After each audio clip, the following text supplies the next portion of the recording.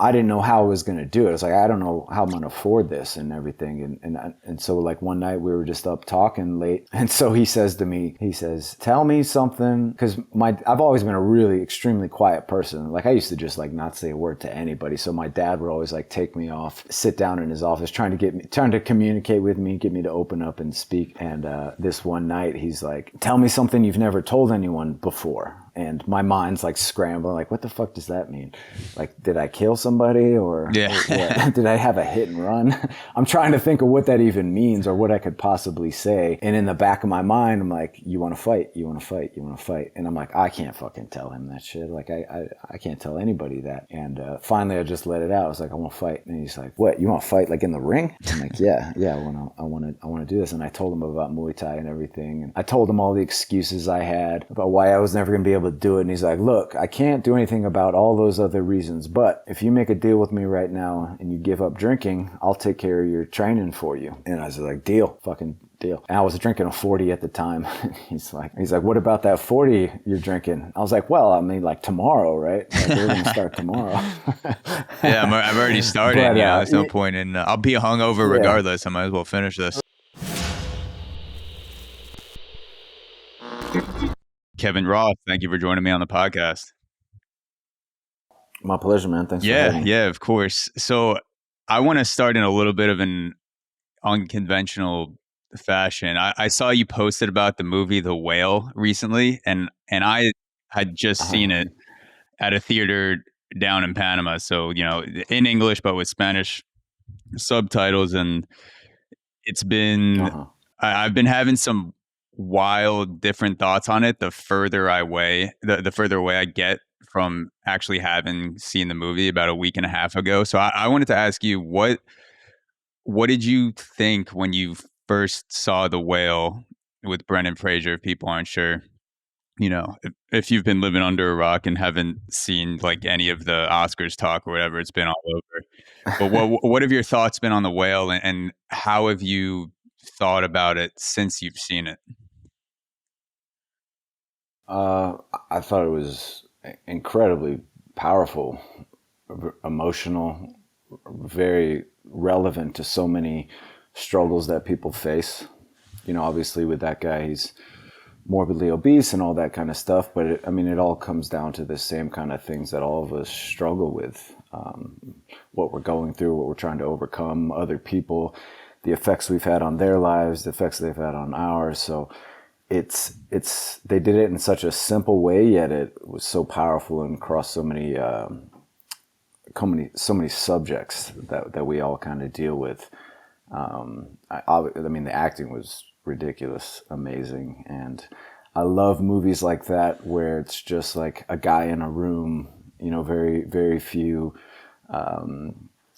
other scenes are going on, and it's such a powerful thing when you can keep it so simple like that, and the story is so strong and the acting so good. It really just shows you how little you need to make a really great movie, where so often we're just trying to have like as many actors as we can, as many explosions as we can. The story doesn't really matter, just blow shit up. And and there's no real substance because we know we're going to make some money off of that. But in movies like that, it's such a big risk because you don't know if people are going to go see that, if they're going to like it. And I think those are the ones that are that much more powerful and significant in the long run, regardless of their box office, how much money they make. And it's nice to see that happen because it's such a rare thing in the world these days for people to put that kind of risk out there. Yeah, and with how well the movie's done, I'm sure there's some guy at the head of a studio thinking, I think we could make this into a Marvel character. I think we could take The Whale and fucking we'll Michael Bay it up. We'll put some explosions in. We'll turn him into this sort of, fat emotional superhero, and then we'll put him into the Avengers, and we'll find a way to monetize The Whale into the Marvel series. But it was a great change of pace from the most talked about movies nowadays, which typically are those superhero films, Marvel films, like big budget movies. big faces, Yeah. and just to see an entire movie filmed in essentially a single room, a single set, one apartment, and that's where Yeah. everything takes place.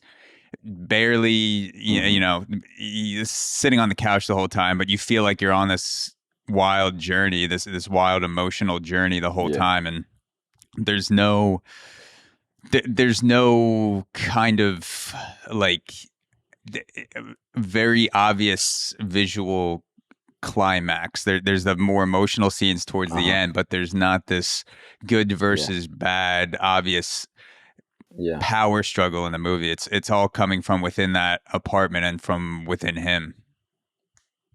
Yeah. Yeah. Yeah. And I mean, that's really what so much of life is like everything's this spectrum. It's not good necessarily all good versus all evil, you know, and I think the more you touch on things like that, more people can relate to things like that, because that touches something in everybody, regardless of where they're at, you know, what they're struggling with. It's about the struggle and the life journey that we're all on, that we can all relate to that kind of thing. Yeah.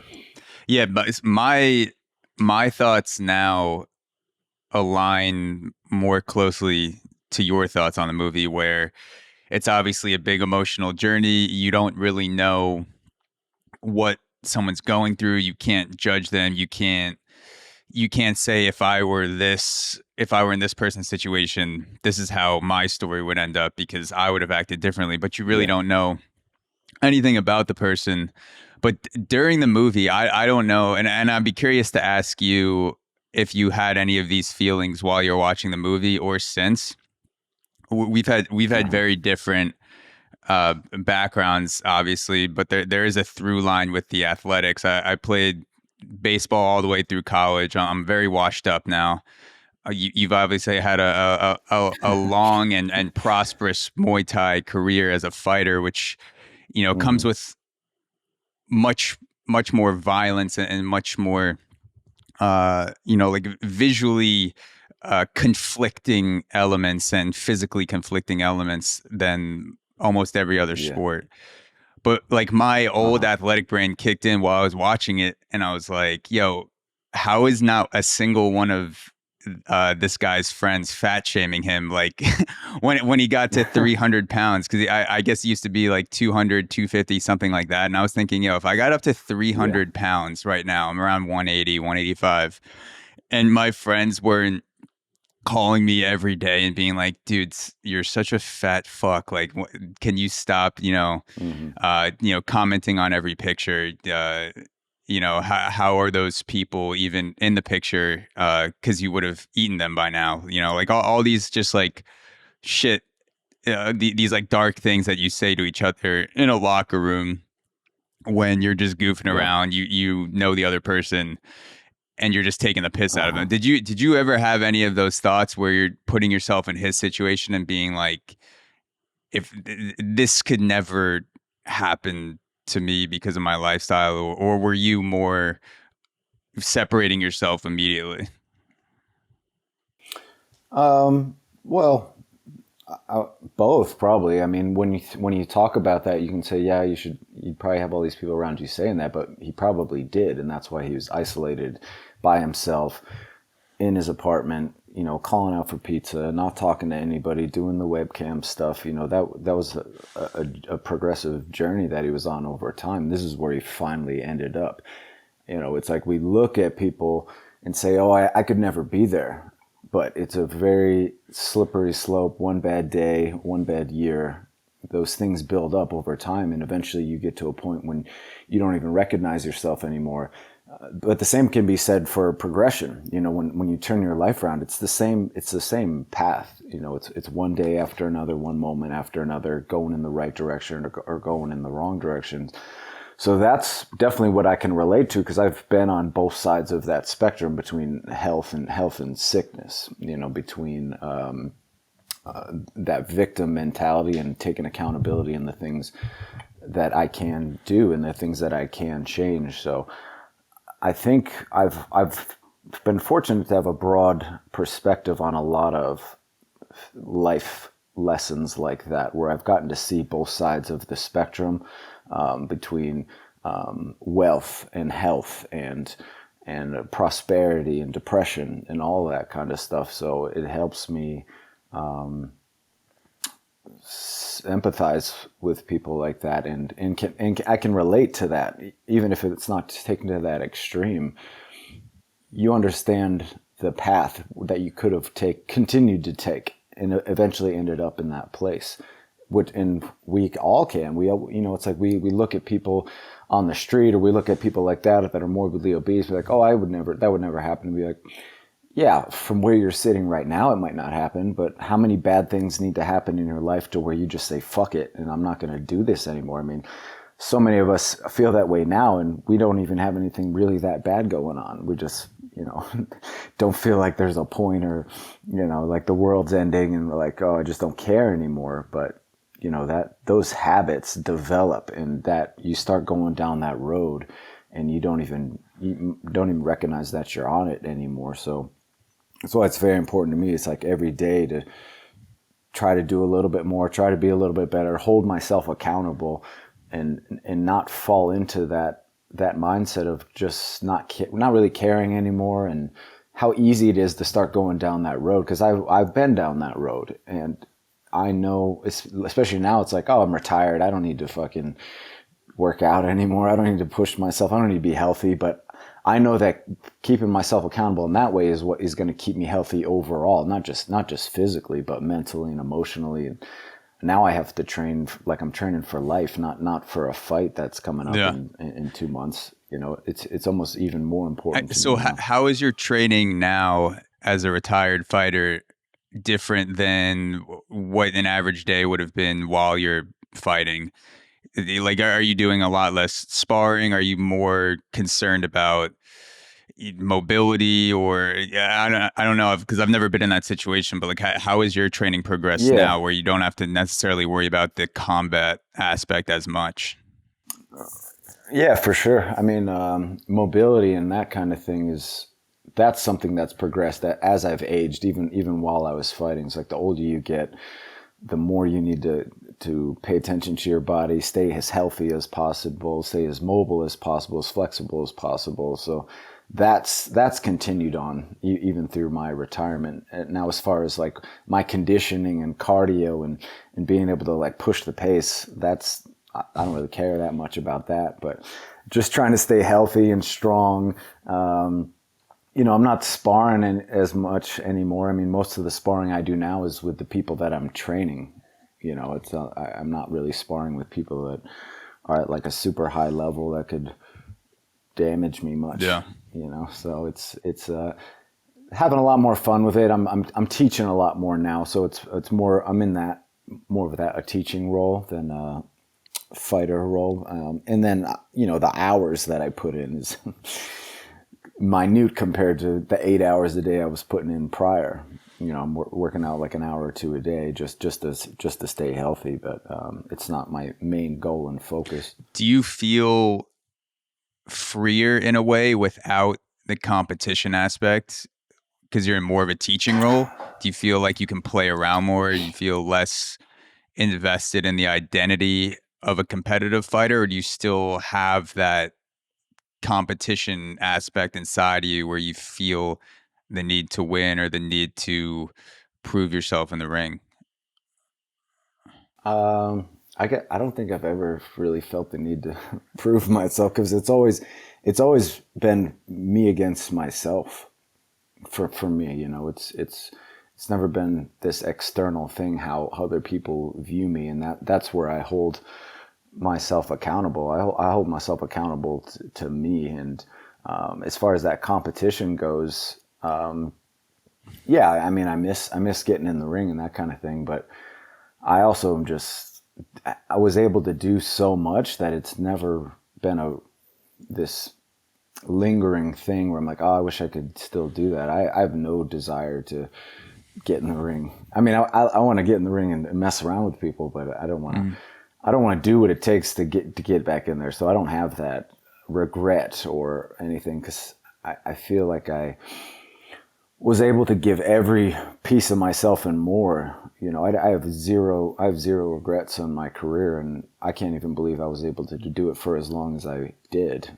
You know, it's very surreal to me when I look back. So yeah, I have a very, I think healthy mindset when it comes to that retirement. I think I was always prepared for it since day one, because I never thought I was going to be able to do this anyway. So it always, to me, was always, this is just extra credit for me. Like I shouldn't be here anyway. You know, so to say, oh, I wish I could do more, like now you're just being greedy. Yeah. You know, I feel, you know, it's not like anyone deserves anything. So the fact that I was able to do what I did, I'm very grateful. Yeah, I want to get into the beginning of that journey, but before we take a step back in time, there's a question that popped into my head because we were talking about movies and Marvel stuff. Now that you're done, and now that your training is different, your focus is different, you're outside of the realm of competition, exploring other areas. I know you also do art and design, painting. Uh-huh. Have you ever explored the idea of being in a film, like a trying to get a part in a major film as being someone who just beats the fuck out of the main character, or just, you know, a guy who's just a tatted up badass that obviously is an expert in Muay Thai and would look great on camera? No, I've never really looked into doing that. If something ever came up that I thought would be fun to do, I would be happy to do it, but it's never been an avenue that I tried to explore, or even thought about doing. You know, it's just not never been really on my radar. Yeah. Since we were talking about the journey and the path, and you know, other people assuming they know things about your path, where it started, where it didn't, what happened, where would you say that your path as a fighter began before you even stepped into the ring or stepped into the gym? Where was the first moment that sparked in your psyche that you thought, this is a possibility? Maybe it seemed like a very, very far away possibility at the time, but it was something that entered your thought process, where it just kind of planted a seed and sat there. Yeah. I mean, as far as thinking it was a possibility, I never thought it was a possibility. I thought it was something that would be cool to do. You know, when I was a little kid and I would see fights, I'm like, oh man, that would be amazing. But it was so far out of the realm of possibilities in my mind, and so far away from the kind of person that I was. You know, I've always been really shy and quiet and not outwardly aggressive like that. So yeah, if you knew me back then, there's no chance in hell you'd say, oh yeah, this guy's going to be a fighter one day. But it was always something that was intriguing to me. So whenever I would see fights, I would just like, oh, that's got to be really cool to be in there and to do that. And I wonder what that's like to be in front of all these people in a combat situation. And so it was really a progressive thing over time. You know, the more that I would see fights, the more it would kind of light this fire in me, even though I never thought it was something I could ever really do. It was like this far off fantasy of a dream. Like, yeah, maybe one day, or if I was a different kind of person, I would love to do that, but I'm not that person. So I don't think it's ever really going to happen. What type of fights were you watching when you would see it and think, you know, maybe, probably not, but maybe this is something that I could one day do? What were the type of things you were watching? Fights, stuff like that?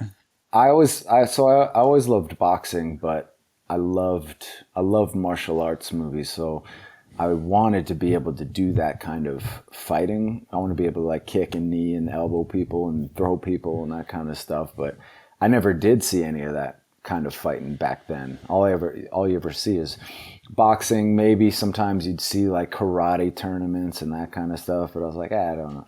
I don't really know about that. If I'm going to do it, I want to do that kind of fighting that boxers do. But I didn't see that in any kind of martial arts at the time.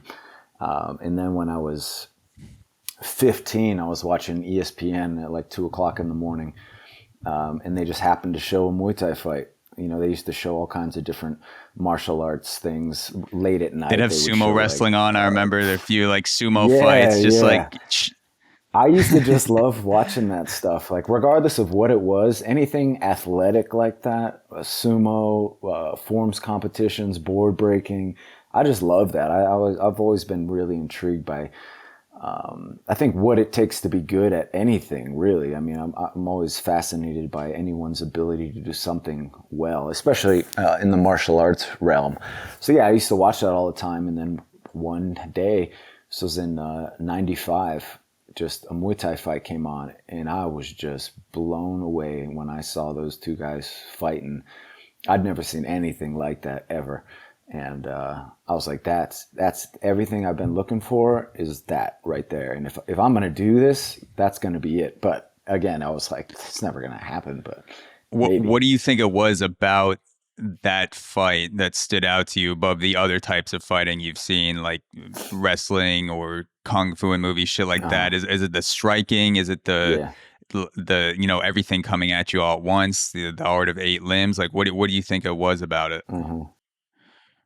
There was just something so violent and beautiful and pure about Muay Thai that wasn't like anything else I'd ever seen. I think because it merges that martial arts mentality along with that aggressive fighting. You know, it's like the combination of all those things.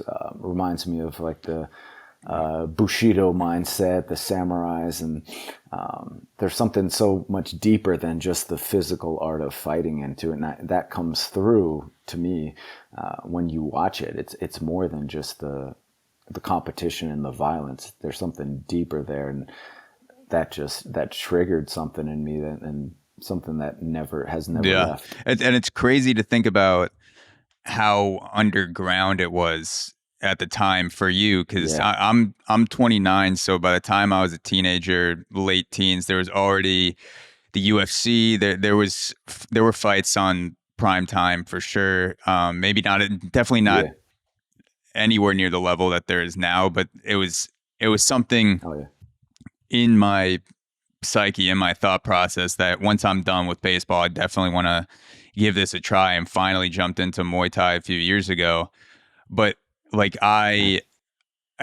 it was something that most people knew about. Like, maybe you didn't practice it, but it's like if you said Muay Thai to your friends or UFC, MMA, they're like, oh yeah, the thing where people are punching and kicking each other and they're in a cage and they're trying to beat the fuck out of each other.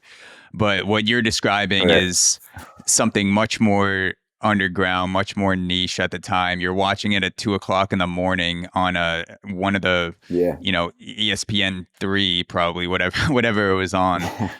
Did it feel like, did it almost feel a little bit of punk rock in a way, where you're listening to music that no one else was listening to, and everyone else is listening to fucking like Madonna or whatever, like Spice Girls, and you're just banging out to Nirvana or something in your bedroom? Like, this is fucking sick. Yeah, definitely. I mean, I came up punk rock, you know. I mean, that was part of my upbringing. So yeah, I'm sure that was something that really just I related to a lot, was how underground it was.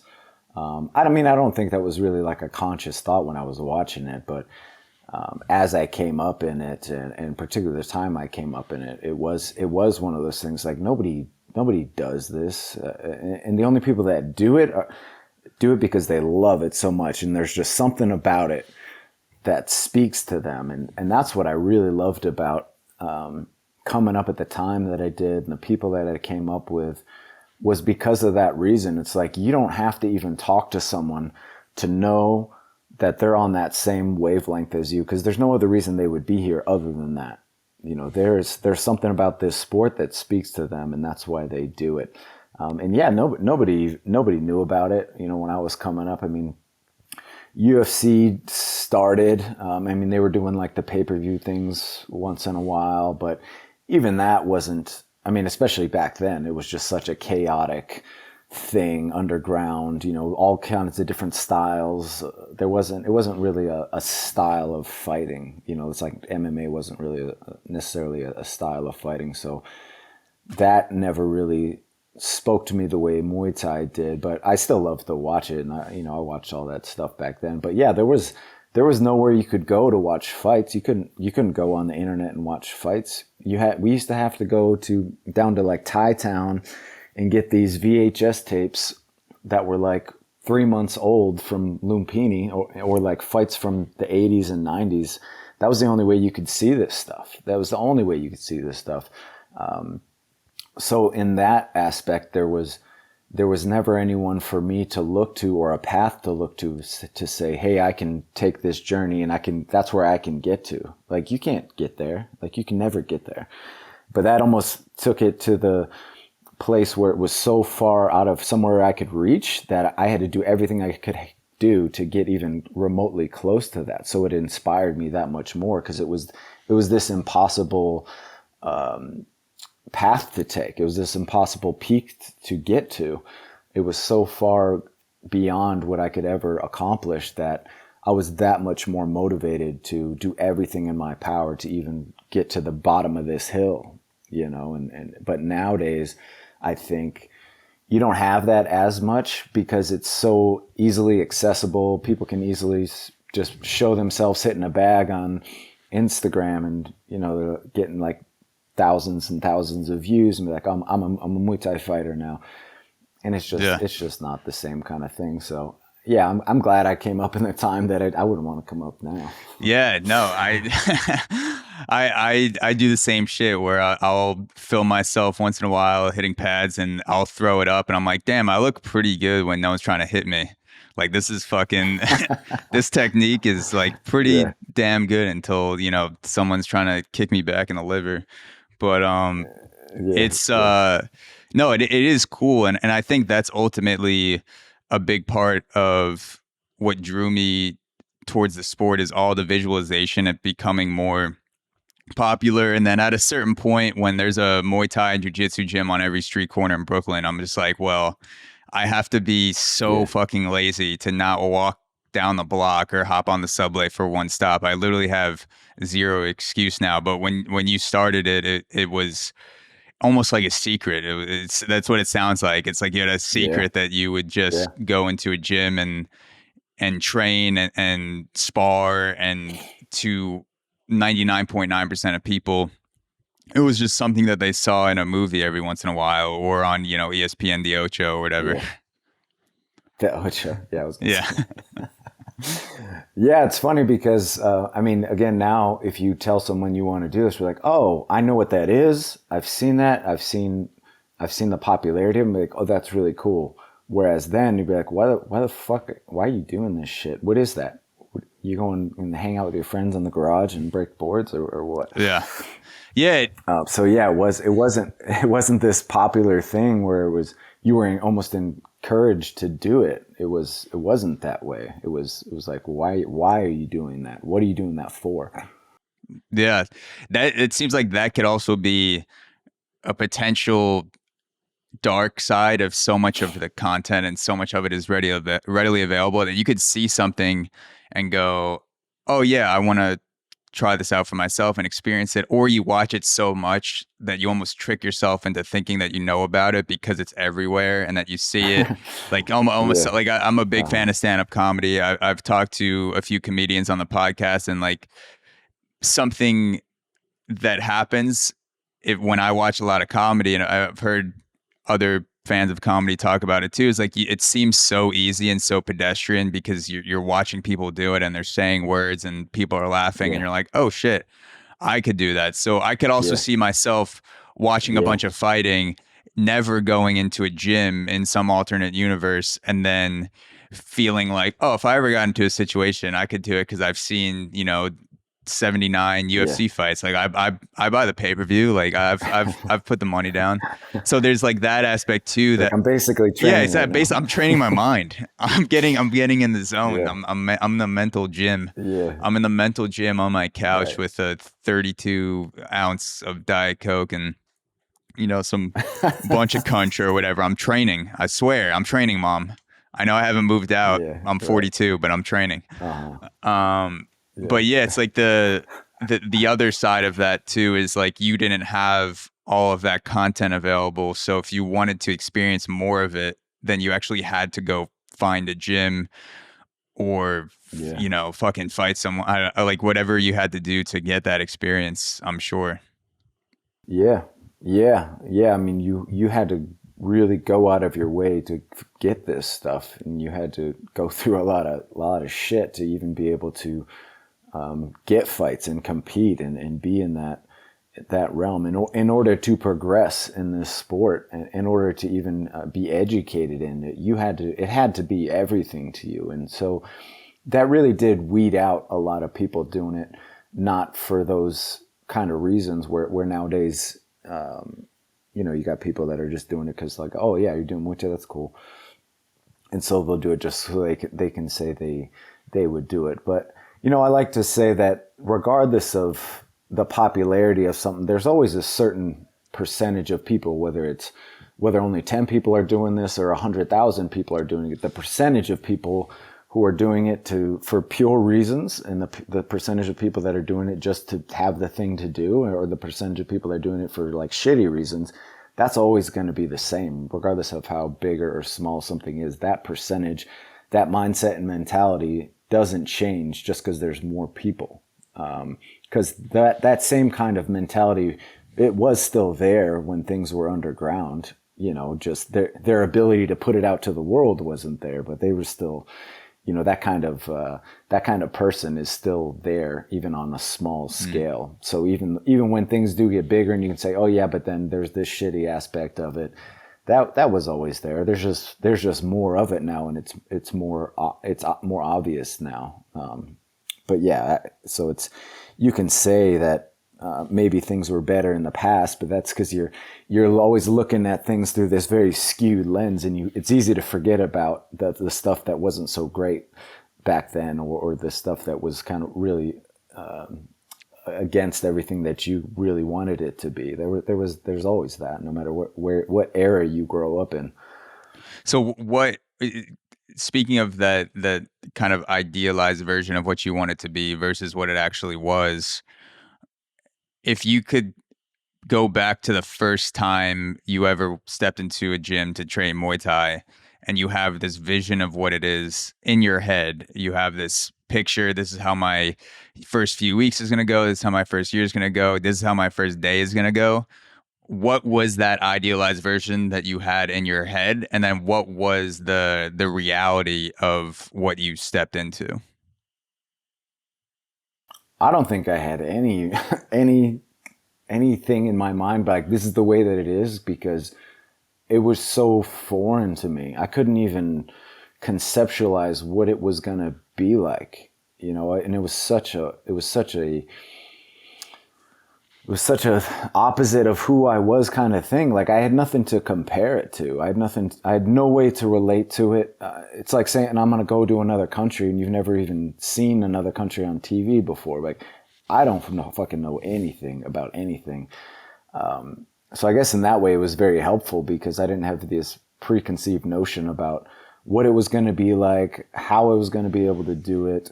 I've always been someone that's been athletic and had the ability to adapt to any kind of physical thing, at least in a way that, a general way where I don't like just suck completely and I have no coordination. And so I think that was helpful to me to know that I would be able to adapt physically, but it was also that kind of thing that was so different than the kind of person I was. I was never an outwardly violent, aggressive person, like fighting people.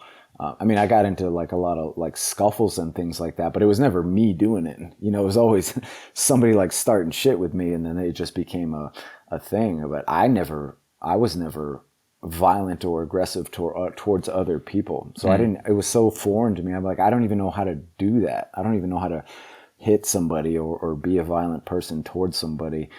But that was also the kind of thing that really drew me to the sport, was when I saw that you don't have to be a violent, aggressive person to be a violent person in the ring. You know, it's an art. There's an art to it. It's not about this emotional anger and violence. Because like when I was coming up, I was always very intrigued by fighting and violence. Like some of my friends were always fighting people, but I also hated it so much. Like I hated to see people angry and upset, and it really bothered me a lot. But it also, there's something about it. I'm like, wow, that's really, it's also really cool to me, you know, like, because I think it was so foreign to me, that kind of personality type, you know. And then when I did get to see that you don't have to actually be that kind of personality type to still be an amazing fighter, I was like, wow, that's cool to see that there's this broad spectrum of fighters. It's not always this, you don't always have to be this aggressive,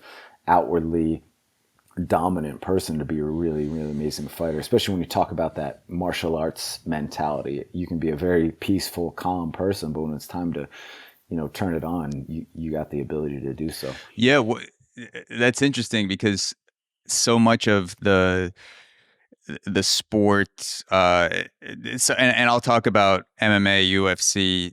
I'm not talking about Muay Thai specifically. I just mean like the so much of the sport of fighting in people's psyche through organizations like the UFC. They build up storylines around the fights, and they build up storylines around individuals, and a lot of those storylines involve violence or aggression or shit talking. You know, fighters are going behind the scenes, you know, maybe, you know, they're talking to a marketing team or someone who makes content, and there's like, how can I like talk shit better to get more people to watch the fight? And then you have the other end of the spectrum, which is, you know, a fighter could be a completely calm, non-confrontational person outside of the ring, and maybe they don't take that approach as building up a storyline, being aggressive, being, you know, trying to push buttons. What do you think of the direction that organizations like the UFC and the whole aspect of building up fights has gone? What do you think about like putting your personality, or even in some ways manufacturing a personality, manufacturing a story to sell a fight? Yeah. Unfortunately, it works. It does. You know? It works on me all the time. Yeah. I mean, that sells. It gets people interested. I mean, boxing's been doing it not since day one, but it became that over the years. I've never liked it. What I do like is when I see people that are genuine. So if you really hate somebody, I would prefer you to be vocal about it and not pretend. What I don't like is the show aspect of it and feeling like this is the way you have to do in order to sell this thing. I feel like the fight should sell itself. There doesn't need to be this conflict externally in order for it to be an amazing fight. If it's there, sure, it adds another layer to it. But then it just becomes this thing's like, okay, every time these guys are going to hate each other, and it just becomes very systematic, you know, formulaic. Like it's like the movies nowadays. It's like nobody does anything different. Nobody tries to be a different kind of person. They're like, I need to be that way to be like that guy that came before me because he made all this money, he became really popular, and so I need to do that. So now you got kids coming up thinking that's the most important thing, as opposed to like my skill and my ability level should be the most important thing. And then, if there's this theatrics that you can add to it. What I always like to tell people is like, just be you, whoever you are. Like the world needs different personality types. They don't need everyone to be this kind of person. They need everybody. Especially when you're talking about trying to help something grow. People on the outside, it's like you see that the only people that are out there are the ones that are being that kind of way. So you can't relate to that if you're not that kind of person. That's the way that I was, you know, coming up. I'm like, there's nobody fighting that's the way I feel, you know. Whereas when you actually like talk to fighters, you're like, oh, well, they're not really like that. Some of them are for certain, but most of the time, it does become this theatrical thing, almost like WWE or something like that, where everyone's just putting on a show, but it's not who they really are. And that's another thing that I always loved about Muay Thai, because that's not even anywhere close to something in their minds or anything. Like, they just go out there and fucking fight, man. And it's like, whoever's the best fighter is the one that's gonna come out like that. They're so against that, any kind of outwardly talking shit or anything like that. And that's really why I love it. But yeah, I have there's good and bad to it. Again, I don't want to say like you should never do that. I mean, if that's how you are, I don't want to say don't be a dick if you're a dick. Like my buddy Joe Schilling, I always talk to him. I'm like, because he used to, he started becoming that kind of way where like almost like he felt like he had to be this asshole, And I'm like, dude, you don't have to be a dick all the time, man. I'm like, if you don't like somebody, then yeah, do that, and you can magnify that if that's there. But if that's not there, don't pretend that it's there. And then he started trying to be like nice to everybody. And I was like, dude, don't do that either. Like, that's just as bad, because you're pretending now. Don't pretend. Just be honest with who you are, and whatever that is, let that speak for itself. Yeah. It's fascinating what goes on inside my brain when I'm anticipating certain fights, and other fights are not on my radar, and a lot of them has to do with the marketing and the storyline and and it's not a good or bad. It's not it's just something that happens to like my own thought process when I'm deciding, am I interested in this fight? Am I not interested in this fight? And I see, McGregor yelling at some dude in a barely understandable broken accent, how it gets when he's like screaming at the top of his lungs. And I'm like, I don't even know what the fuck he said. All I heard him say was somewhere garbled in there is, you're a wife and I'm going to fuck you up. And like, I'm just like, I'm watching this fight, and other fights will have guys that are of equal caliber, but the storyline doesn't break through. It doesn't pierce the veil of pop culture. I'm not seeing it on TV, or I'm not seeing it on social media. People aren't posting clips from the press conference. So I could see it both ways. I definitely see the side of being who you are and using that to your advantage. I could also see getting together with a guy behind the scenes and going, even like collaborating with someone else and saying, hey, I don't really feel this way about you. Let's try to fucking move some tickets. Let's be the fight of the night. I'm going to talk shit about this. You talk shit about that. We don't mean anything. It's kind of like we're performing before the fight, and then the fight is the real us. Right. Yeah. Yeah. I mean, and then it's like, who's to say what's right and what's wrong? I'm not going to condemn that or say like you should never do that. There's a good reason for it. You want things to grow. You want there to be popularity. You want there to be more money and more exposure, and that's the easiest, fastest way for that to happen. So yeah, who's to say what's right and what's wrong? That's what I prefer, what I would like to see. But that kind of interaction, that speaks to everyone, even people that aren't necessarily fight fans. That gets people interested. Anyone can relate to people not liking each other and talking shit about each other. Everyone can relate to that. So that's why that kind of behavior intrigues people across all walks of life, not just the fighters. I mean, the fighters will love the fight because it's the fight and it's good and all that. They don't need there to be theatrics. But if you want more views on this, you kind of have to do that. So it's all a matter of how you want to see these things grow and the way that they do get bigger. Yeah, I feel a similar way when I'm watching baseball now, having played 15 years and now being removed from the competitive aspect of the game, but I'll be with other people watching a game and they'll say, this is boring, let's turn this off. No one scored a run in fucking like 6 innings. But because I've known, and I understand that now, being removed from the game Yeah. my ego is less attached to the game of baseball and people finding it interesting. Now I'm more open to doing other sports and the entertainment value of that sport. So I understand those complaints, but there's another huge part of my mind that's just like, I don't care how boring this is or how boring seemingly it is to someone else around me.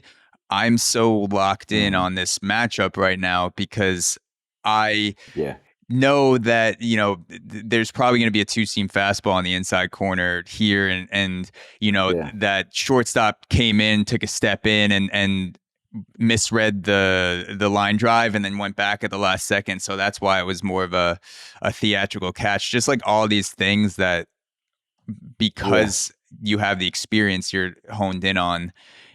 And that's probably why the marketing and theatrics and the UFC work on me, is because I have such a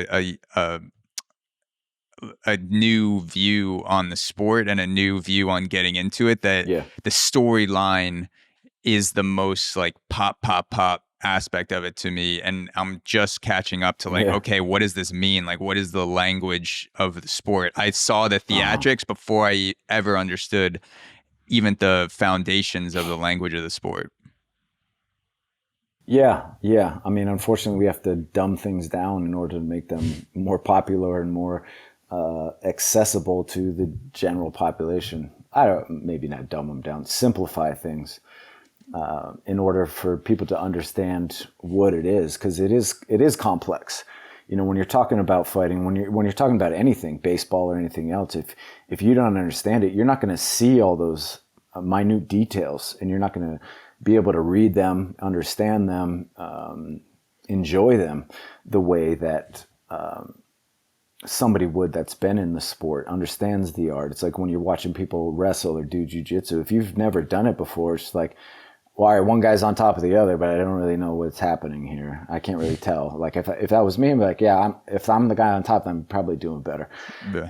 So that just comes with the way that we are as human beings and what we can enjoy. If we don't understand something, how do you supposed to enjoy it? So I want to go back to that period of time after you started watching the fights at 2 a.m. and before you ever stepped into the gym.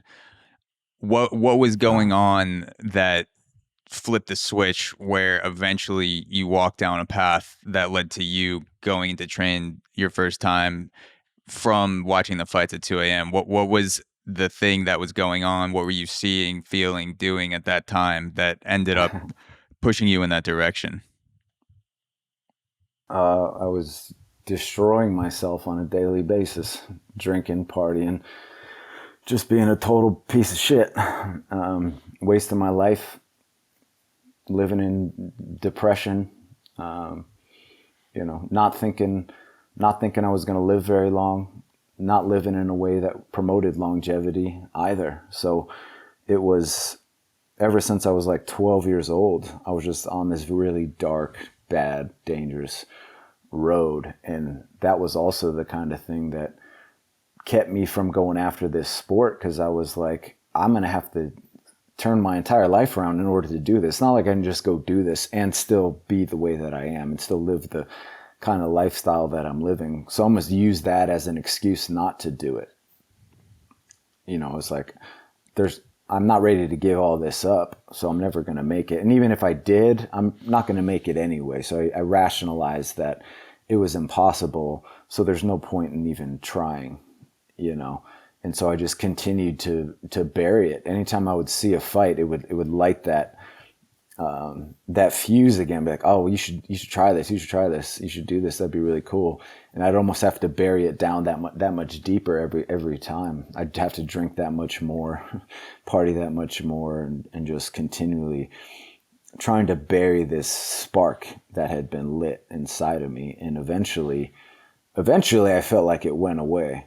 Like it's just gone. Like it's dead now, you know. And then one of my best friends passed away in '99, and he was the only person in my entire life that had ever told that this was even a thought in my mind. One day we were up on the roof drinking 40s, smoking weed, and he asked me what I wanted to do with my life. And I was like, what are you talking about, man? What do I want to do with my life? I want to sit here and drink. That's what I want to do with my life. And I'm not going to live very long anyway, so what's the point? And, I don't know why that I told him this, because I thought he was just going to fall over dying laughing like, you're a fucking idiot, man. And I told him, I was like, I want to fight. And instead of laughing at me, he told me, he asked me, he's like, well, why don't you? Why don't you do it? And, I kind of told him all my excuses. And then he said, if anyone can do it, you can. And I don't know why he said that. I don't know why he thought that. But something about him saying that that's what I think really planted that seed that somebody else thinks I can do this. Like, I don't even really think I can do this, but for some reason he did. And, went back to drinking and partying and never really thought about it again. But he ended up passing away in 1999. He was born with a heart defect and eventually didn't get a transplant, and he passed away. And after he passed away, I promised myself that I was going to finally go after this. It was like, my friend didn't even get the chance to live. He didn't give it the chance to fail at a dream. And here I am, I'm just too afraid to try. I have no excuses other than I'm too afraid to try. I'm not willing to give up or turn my life around. And I was like, I'm going to go after this now. I promised myself that I would. But unfortunately, his death really sent me right off the edge. It got so much worse from that. For me and all my friends, we were like sprinting towards the darkness, man, and it was really bad. And then actually that year, going into New Year's, so January or December 31st, Y2K. Yeah, so I never thought I was going to see the year 2000. I was shit. just convinced that I was never going to see the year 2000. I don't know what it was. Did it have to do with the world ending, or you thought that you, like, personally, you just were not going to make it? Yeah, I always thought that, even since I was like a little kid. I never thought I was going to live very long, and it was probably just because, it was 2000 and everything. There was something about that day that was like, that you're never going to see the year 2000. And about an hour before New Year's, I was like inches away from what would have been a fatal car accident. We were racing down the road. My buddy Joe, he had this Mustang that he used to always race, and it was me and Joe was driving, and my friend Pat were in the car, and we were going to a New Year's party, and we were racing this guy down Boulder Highway in Vegas. And we were. What car did the other guy have? Smoked this dude. You were in a Mustang. What did he? I don't fucking remember. It was like a Vet or something. Something like a nice looking car. Yeah. But yeah, he fucking, like, all he did was worked on that car, so he fucking just smoked them, and we're like flying down the road. It's like there's no cars out because it's New Year's and everything, and there's this light up ahead, which was green, and we're going towards it, and then all of a sudden it goes from yellow to red, and I realized we're not slowing down. And now cars are starting to go through the intersection, and we're getting closer and closer and closer. And I just had this flash in my mind. I'm like, this is it. This is this is the end of your life. This is that moment you thought was going to happen. And right as we're about to go through the intersection, he hits a hard right turn. We fishtail into the intersection, and his tires are spinning like he can't catch any grip. And I look out the back window, and there's this semi truck coming, about to plow right over us in the intersection. And right at that last moment, right before it hits us, his tires caught the ground. And we took off into the night. And then, it was like, that was that moment you were supposed to die. And now it's like, now what? Now what are you going to do? But unfortunately, even that wasn't enough of a wake-up call for me. And it still took me almost 3 more years to finally get in the ring. But over the time, like, things continued to happen. Friends were dying, going to jail. I almost died, went to jail so many times. And every time something happened, it was like, when are you going to wake up? When are you going to stop living like this? How much of your life are you going to waste? And there I was 3 years later. It's like, you promised to live your life for 2 people. And not only are you not doing that, but you're actually going in the other direction. You're making it so much worse. And one day I just couldn't look myself in the mirror anymore, knowing that fact. It's like, regardless of any of your excuses, all the reasons you have not to go after this, you have a choice to make, and you're not making it. You're making a choice to do the opposite. And I just couldn't live that way anymore. So I made it my New Year's resolution to get in the gym. And so January 2003 is when I went into the gym. And I'd actually, back when I was 16, I had actually gone down to the gym and talked to one of the trainers. But when I found out like how much it was going to cost, especially taking private lessons and doing that kind of thing, I was like, there's no way I can fucking do this. And I let that be my rationalization for not doing this. I was like, I can't afford it. It's not going to happen anyway. So I tried, I tried, and it's just not for me. But so the fortunate part was I already knew where I was going to go if I was going to do it. And then, I got started the first week of January 2003 and never looked back. Dude, first of all, that is a wild up and down of events, just like crazy with your friend and being in the car and then ending up actually making it into the gym. It's crazy that you said that you've never really thought about being in movies or never had an interest, because while you're saying that, a movie is like the movie of that is playing in my head, where you have the conversation with your friend drinking on a rooftop, then you blow it off, then you're drag racing down the strip, and you have the literal scene of the car fishtailing, tires spinning, can't pick up traction, then at the last second you just fucking zoom forward like a Hot Wheels car, and then at the end you end up making it to the thing that you promised yourself you would at least try, and not to minimize it in any way, because it's your real life. Obviously, it's not a movie, but just like the way that it came together in that sense, it has a very cinematic, real feel to it, like something that you hope happens ends up, he ends up doing the thing that you were hoping was going to happen. Yeah. It's pretty wild. I mean, looking back, it's all very surreal to me. But again, ever since I did turn my life around, everything has been surreal to me, because I don't feel like I'm supposed to be here. Like I feel like I was supposed to be dead. And the fact that I was able to live another 23 years after that is just really mind blowing to me. So, but ever since then, it was like, ever since I started, it was really like every moment can be over. So it was always like, you're not supposed to be here anyway. What are you going to do with the time that you have? So every fight that I had, every awful situation, every injury, it was just a matter of, well, what are you going to do about it? Not what are the factors that happened. It's like, what are you going to do about it? What can you do about it? And that's just what continued to keep me pushing, because again, when you think that you're not supposed to be here, none of us are really supposed to be here. Like, what are you doing with your life? You have this moment. That's all you have for sure, is right now. You don't have tomorrow. You don't have a year from now. You got right now. What are you going to do with this situation? Whether it's good or bad, what are you going to do with it?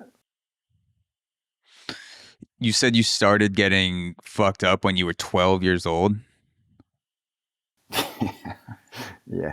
Two questions. Yeah, I mean, that's really when I started. Two questions. What was your drug or drugs of choice from that period on, and how the hell did you start?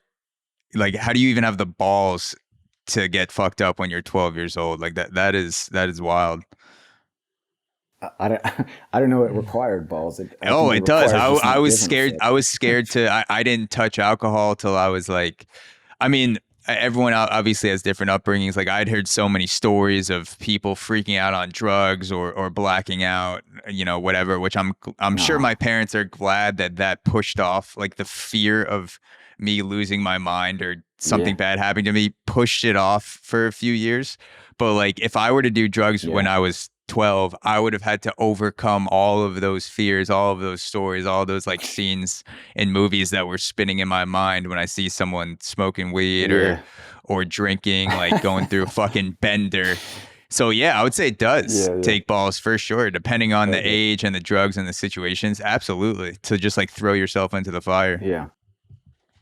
Yeah. Well, it's easy to mistake balls for not caring. You know, there's a difference there. It takes balls to care about something and to go forward anyway, you know. But if you don't give a shit about the outcome, there's no bravery if you don't care.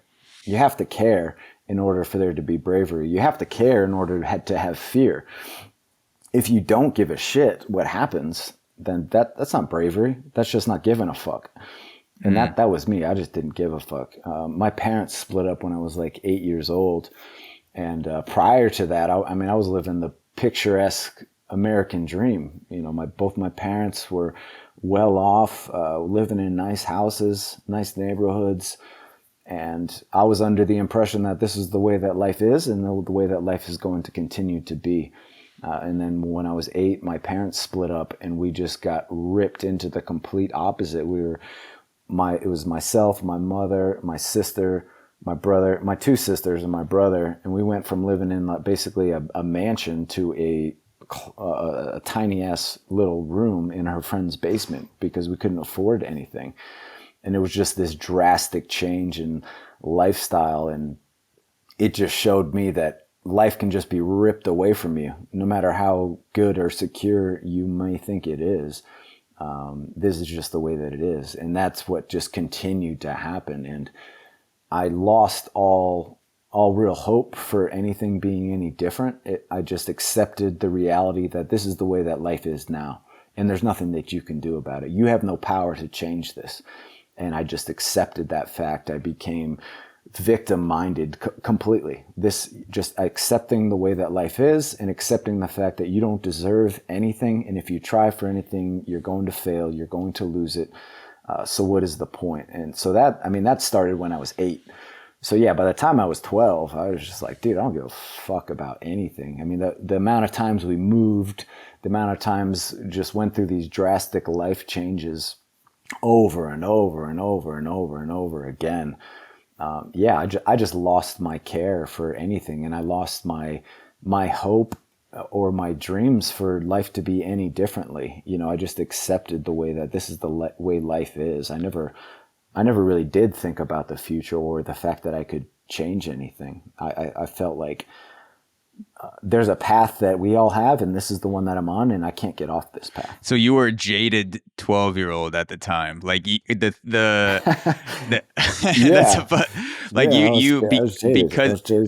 of everything that you experienced at such a young age. You had that moment that most people have when they're in their 40s where they're like, my life's not going in the direction I thought it would. My wife left me. Yeah. I just lost a house. There's 10 empty beers around me. I'm just drinking myself to sleep every night. You had that moment when you were 12 years old. You're like, fuck, dude, where's my life going? Nothing is working out. Fuck this. And you just started getting into it. Yeah. I mean, in a lot of ways, I was very fortunate to go through it early as opposed to late. You know, I went through all that shit. I mean, by the time I was 21, I was just like so over fucking like going out and partying and getting wasted because I've been doing it for so long. You know, I mean, I was still getting wasted and everything, but I was doing it at home. I didn't want to go out and party on the strip and stuff like that. So, yeah, I mean, as awful as it was and unfortunate as it was, it did teach me so many things about life and about accountability and about all the different spectrums and aspects of personality types and wealth and culture and everything. Because I got to see all the sides of everything. I mean, I lived all over the country, both coasts, in the middle. Again, I saw rich, saw poor, saw black, saw white, and I got a really good education just on humanity. It was I'm grateful for it now because fortunately I was able to turn it around. But I was also able to see how easy it is to start going down that road and start becoming so victim-minded that there's nothing you can do because this is the way that the world is, the way that life is. Where a lot of that is true, but you always have a choice on things you can do, even if the choice is just in the way you view things. You know, our perspectives are everything. We all think we're looking at this objective reality when every one of us is viewing reality differently because of our upbringing, because of the people we came up around, because of our chemical makeup. Yet we think we're looking at the same thing and interacting with it differently. I'm interacting with it this way, but if I was over there, I wouldn't interact with it the way that they are. But like, yeah, of course you're not, because you're seeing it from the shoes that you're sitting in. If you grew up the way that they grew up, if you grew up around the people they grew up with, if you had the trauma that they had, do you think you would react differently? No, you wouldn't. Yeah, it's probably not. Yeah, it sounds like you had a breaking of that safe, secure bubble that a lot of people grow up in at a very early age. And like everyone has that moment where you realize that the way you grew up, good or bad or somewhere in between, is not how everyone else grows up. And I didn't have that realization until much later. Like, oh, you know, not everyone grows up in a suburb of Long Island, you know, goes to a Catholic school, gets a scholarship to play baseball, you know, has a pretty fucking good life. Like the realization that what's happening to me does not also happen to other people definitely did not come at 11 or 12 years old. So you had that realization, you know, a lot sooner than most people have to reconcile with that. Yeah. Yeah. And I mean, I didn't view it as everyone deals with this. I viewed it as like, I'm going through this. And yeah, of course, it was a possibility. Too, like this is a possibility in life. Yeah. And then it wasn't until I turned my life around. That was the point when I realized that it doesn't matter what happens to you, what external factors there are. We all have a choice to make in everything that we do. It's nobody else's fault. Even if those are might be the reasons that contribute to our thinking and our behavior, we still have to take action in order for in our lives. And nobody else does that. Even if somebody's got a gun to your head, you have a choice to make. Nobody's doing it to you. You're doing it to yourself. And the sooner we can take accountability on that, the sooner we can make those changes in our lives. It's like, accept the things you can change. And you got to let go of the things you can't. Like, you can't change your past. You can't change so many factors in your life. But there are things that we can change. And the more you can take a hold of those things, no matter how small they are, the more you can start making changes. So you said you moved around the country a lot. When you were in this phase of post-divorce and you start drinking, doing drugs, whatever combination, did you have a preferred combination, by the way? Like, were you just drinking? Did you do pills? Yeah, it was just, nah. I mean, it started out with just drinking and weed, basically. Yeah. You know, I mean, that was the most easily accessible at that age and where I was. And then, coming to Vegas was just like the worst place in the world to grow up if you're inclined to that kind of lifestyle, because it's just fucking everywhere. You can't get away from it. So Vegas was like your hub for that period of time. You were there for at least a few years, like a good stretch. I was in Vegas for 20 years. Oh shit. Okay. Yeah, but I started drinking at 12, but we moved to Vegas in 95. So was like, I was 15. So I had a couple of years of warming up, and then it was like pouring gasoline on a fire, man. It was like, this is the most god awful place for you to be right now. Yeah. Yeah. No, that's, so it's a tough one. So during that time, what was your, cause I'm interested in, cause I had such a different experience and a later start of my degeneracy. Like, what was your routine during those teenage years, like mid to late teenage years? Were you consistently going to school, trying to get into college? Were you just like, fuck school, I'm just gonna, get by and drink all day? Like, were you said you weren't even planning on living past 2000. Were you like going to school, getting a job, that shit wasn't even a possibility? Like, what was kind of your routine during that period of your life? Yeah. I mean, it was always, I would just drink every single day and party as much as I could, do whatever drugs there was to do. I was just doing awful in school, D's, C's, F's. I just didn't give a fuck, I I never felt like I was stupid or anything. I just didn't care. I just didn't give a shit. I was like, what's the point of this? What are we really learning? I'm like, this is all ridiculous. I mean, even back then I was like, this is all fucking just like propaganda and bullshit and a very skewed perspective of reality, of history and everything. And from a very early age, I saw the path that most people were on. And I was like, I don't want to do that. I don't know what I do want. I just don't want that shit. So I was like doing everything in my power to go in the other direction. So yeah, I was doing really bad in school. And then my dad was like, he's like, look, like obviously you don't give a shit about school. He's like, if you, so he said, if you can turn it around and show me that you can actually do this, I'll let you drop out and then you can get your GED and do all that. So I ended up turning all my grades around to straight A's and B's. And then I dropped out. and then I went and got my GED. I was like, dude, this is fucking bullshit, man. He's like, I just want you to show me that you can, I want you to show yourself prove to yourself that you can do this if you actually want to and you care. That's such a hilarious motivation to get straight A's and B's. Like someone's like, oh my God, your report card changed. Like you're getting, your grades have completely turned around. You're like, yeah, I'm going to drop out next week. Yeah. I was like, peace. Yeah. Peace out, man. That's funny. Yeah. So I dropped out, beginning of my sophomore year. I don't even remember. And then I went and got my GED. And then I was like, dude, this is like the easiest shit ever. Why did I ever go to high school? This is so stupid. I got like one of the top grades you can get on the GED after I studied for months and months. And then when I took it, I was like, I shouldn't have studied not one single day. This is the easiest thing I've ever done in my life. It's like the most basic bullshit you can learn. But yeah, it was a good lesson. My father taught me about, you take control and work towards things and you can get them. Don't just accept the fact that you're just like stupid or, you don't deserve anything. He always encouraged me to work for things that I wanted. But yeah, he was also very like flexible about that kind of stuff and didn't really care.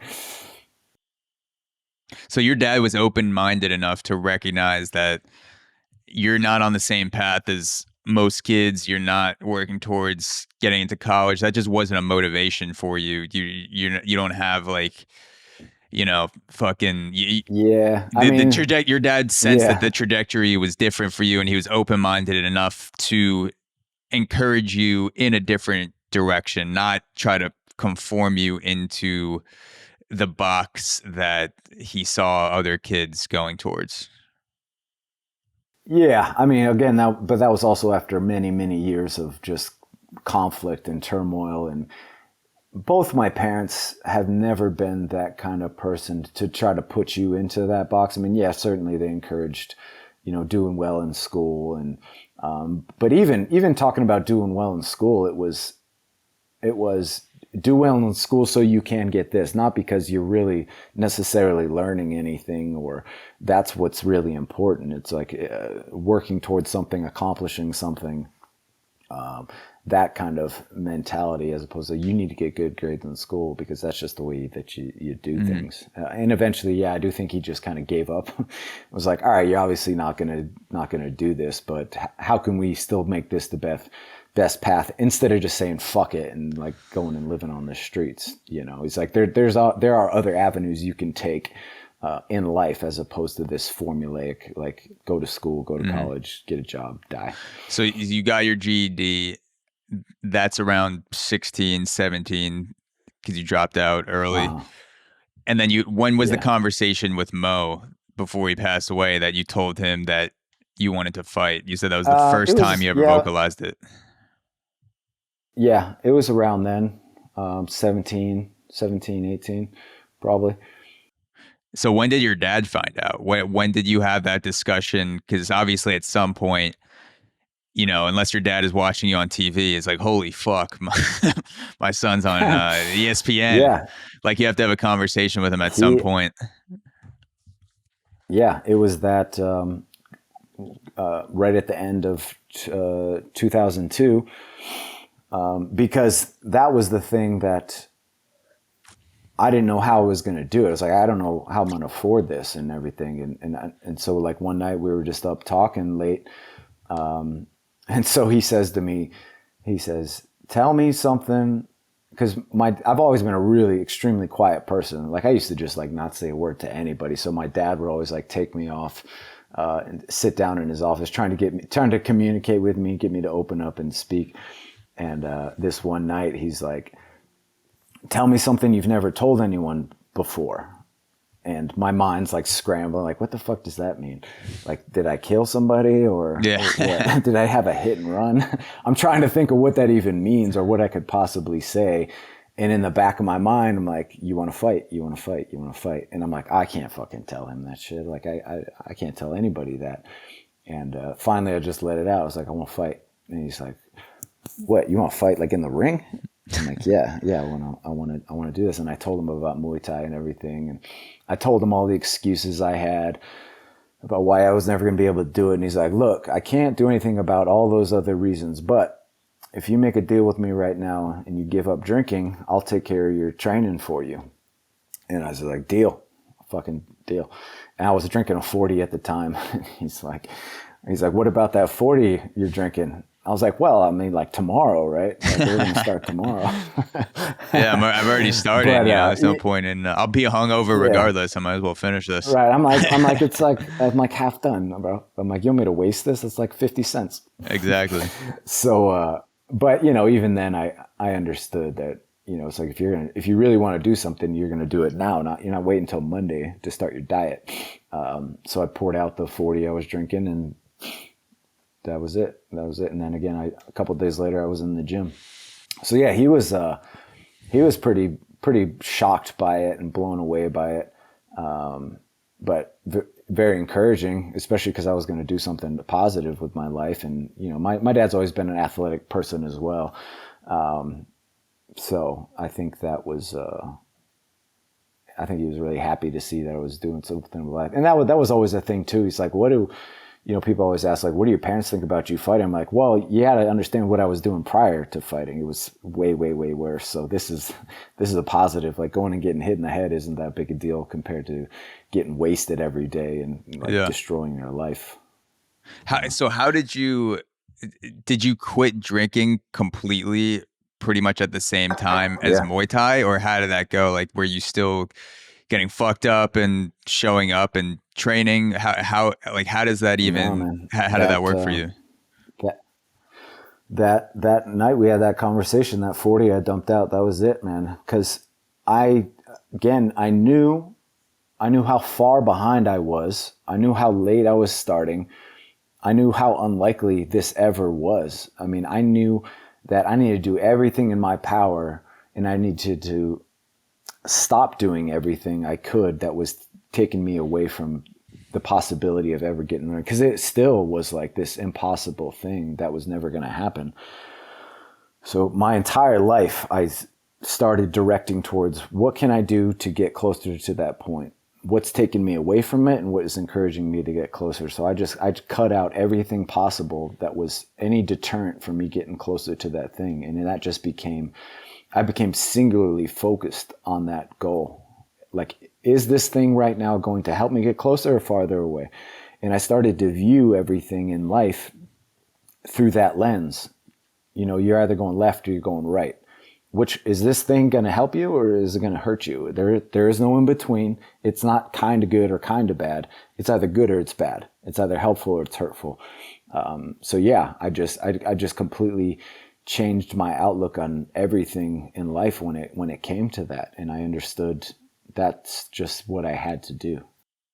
Did you go through a period of physical withdrawal while you were in the gym? Like, did you have the anxiety spikes, tremors, impossible to sleep, shit like that? Or was the jumping into training so tough and so different than what you'd done before that it almost just counteracted the withdrawal?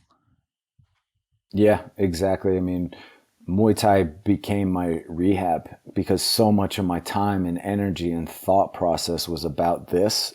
I couldn't even I had no time or space for anything else. I was just expending so much of myself on a daily basis, mentally, physically, spiritually, that it just took every ounce of everything that I had to do this. And I was so focused on it. I just kind of accepted the pain and the struggle of everything, physical, emotional, like the dependency. It just all got put into this box of you just got to accept the suck of everything, because it's just going to suck bad. And that's just the way it is. And I just use that as fuel to keep pushing myself. Yeah, that's a good point. It all gets boxed together if you're going through both at the same time. I'm sure you probably had days at the beginning, right when you quit drinking, where you're thinking, is this anxiety from Muay Thai, or because I stopped drinking? Is this pain is this headache because I'm training? Can I not sleep because I'm thinking about tomorrow, or because I haven't had a drink in 3 days? So I guess in a way, the way you're describing it, it does sound like the mixing of the pain and the mental thrashing of both of those things, making that adjustment does dilute the source of it, because you're just like, I don't know. Right. I don't know where it's coming from. It's just like, it is what it is. Yeah. And it is that way. I mean, it's really just about where are you going to direct this energy, and what are you going to do with it? Whether it's good or it's bad, it doesn't really matter. What are you going to do with this thing? You have to direct it at something. We're either going to direct it at continually destroying ourselves, or we're going to direct it at pushing ourselves. It's like, I like to say that everything in the world gives us energy. It doesn't matter whether it's good or it's bad, it's energy, right? Now, what you do with it, that's where you have control. That's where you have accountability. And what are you going to do with this energy? But it's so easy to point to that it was a bad thing, so that means it has to contribute to a bad thing. I had this awful thing happen to me, so with that awful thing, I'm going to continue to do awful things, and I'm going to destroy myself. Now you're making it twice as bad. It's like when you lose in a fight. You lose twice if you don't take anything from it, if you don't learn from it, if you don't grow from it, if you don't come out of this making yourself a better person, so that thing never happens again. It's so easy to get stuck because we have a loss or a failure or a death or whatever the case may be, and we say, well, this is a bad thing, so that means bad things have to come from it. Where that's all on us. We have a choice to make when it comes to that, and that's hard for all of us to accept, is that accountability in the choices that we do have, because it's so easy to point to those external factors, be like, I'm this way because that happened to me. Yeah, I wonder if anyone's ever tried to create a martial arts focused rehab center where the pitch is that you're going to be thrown into the deep end so quick that you're not even going to have time to feel like you're going through withdrawal, because you're going to be, obviously, like, there's different levels of withdrawal, different drugs, shit like that. But when I picture the typical rehab center, and you're sitting around, you're in the pool, you have all this time to think, you're going through therapy and things like that, having to talk to people, but it almost seems like it could be a detriment to have too much time to think while you're going through something like withdrawal. And if you're thrown into the fire, sounds like a terrible idea to do while you're getting a drug out of your system, but there probably are some people who would benefit from that. Certainly. I mean, I think we all need an outlet for what to do with this stuff that's in us, and again, we're either going to direct it toward a positive thing or a negative thing. It's not like that thing that I have in me went away. I just directed it towards something positive and pushed myself in a different direction with it. It's still the same energy. It's still the same stuff. It's still the same fuel that's coming through me. It's just, where are you going to point that? What are you going to point that at? And if we can encourage people and show that them they do have a choice to make in what direction they kind of point this thing. It's like you got this motor behind you, and you're just letting it push you to the direction it wants to point it to, but you have control over that. You have the steering wheel. Just trying to change that direction. Obviously, it's easier said than done, but when you understand that you're the one that's in control of that, you're not in control of the motor necessarily, but you're in control of the steering wheel. Yeah. And you can turn that steering wheel anytime that you want to. What are your most poignant memories from the first day or maybe even the first weeks in the gym? Things that stand out that, you know, even to this day, you still think about when you think about that first phase of initially jumping in? I think about wearing those short shorts. Those fucking things. I was the type of, like, I would never wear shorts because I've always had really skinny legs. So I would wear like fucking like those shorts that go past your knees. Anytime I would wear shorts, I'm like down there. Oh yeah, and like the 80s 90s basketball shorts. Yeah. Yeah, with like high socks and like I guess showing like this much leg. Yeah, so I remember putting those shorts on the first time. I'm like, dude, there's no fucking way I'm wearing these fucking things. And not only are they shorts, they're literally the shortest shorts that a guy could get away with wearing before it's like underwear. It's like the shortest step before underwear. Yeah. I was so embarrassed to wear those fucking shorts, man. And I got these 2 tattoos on my leg that I did myself when I was like 16, and the reason I did them on my legs, I was like, no one will ever see this, ever. No one's ever going to see these tattoos that I have on my thighs. And then that day I was like, oh, fuck, man. It was awful. What are they? Yeah, that was embarrassing. Just some random shit. Like one's, you know, that band, The Gorillaz. One's one of the pictures of one of those guys from the album. And then this other one's just this character that I drew. I was like, I just wanted to practice. Yeah. I was like, I have no one to practice on. I got to practice on myself. Yeah, and you thought no one would ever see it, and then you get handed a thong your first day in the gym, and you're like, what the fuck? Who's wearing this? That was awful. That was awful. I'm like, there's got to be something else we can wear besides these.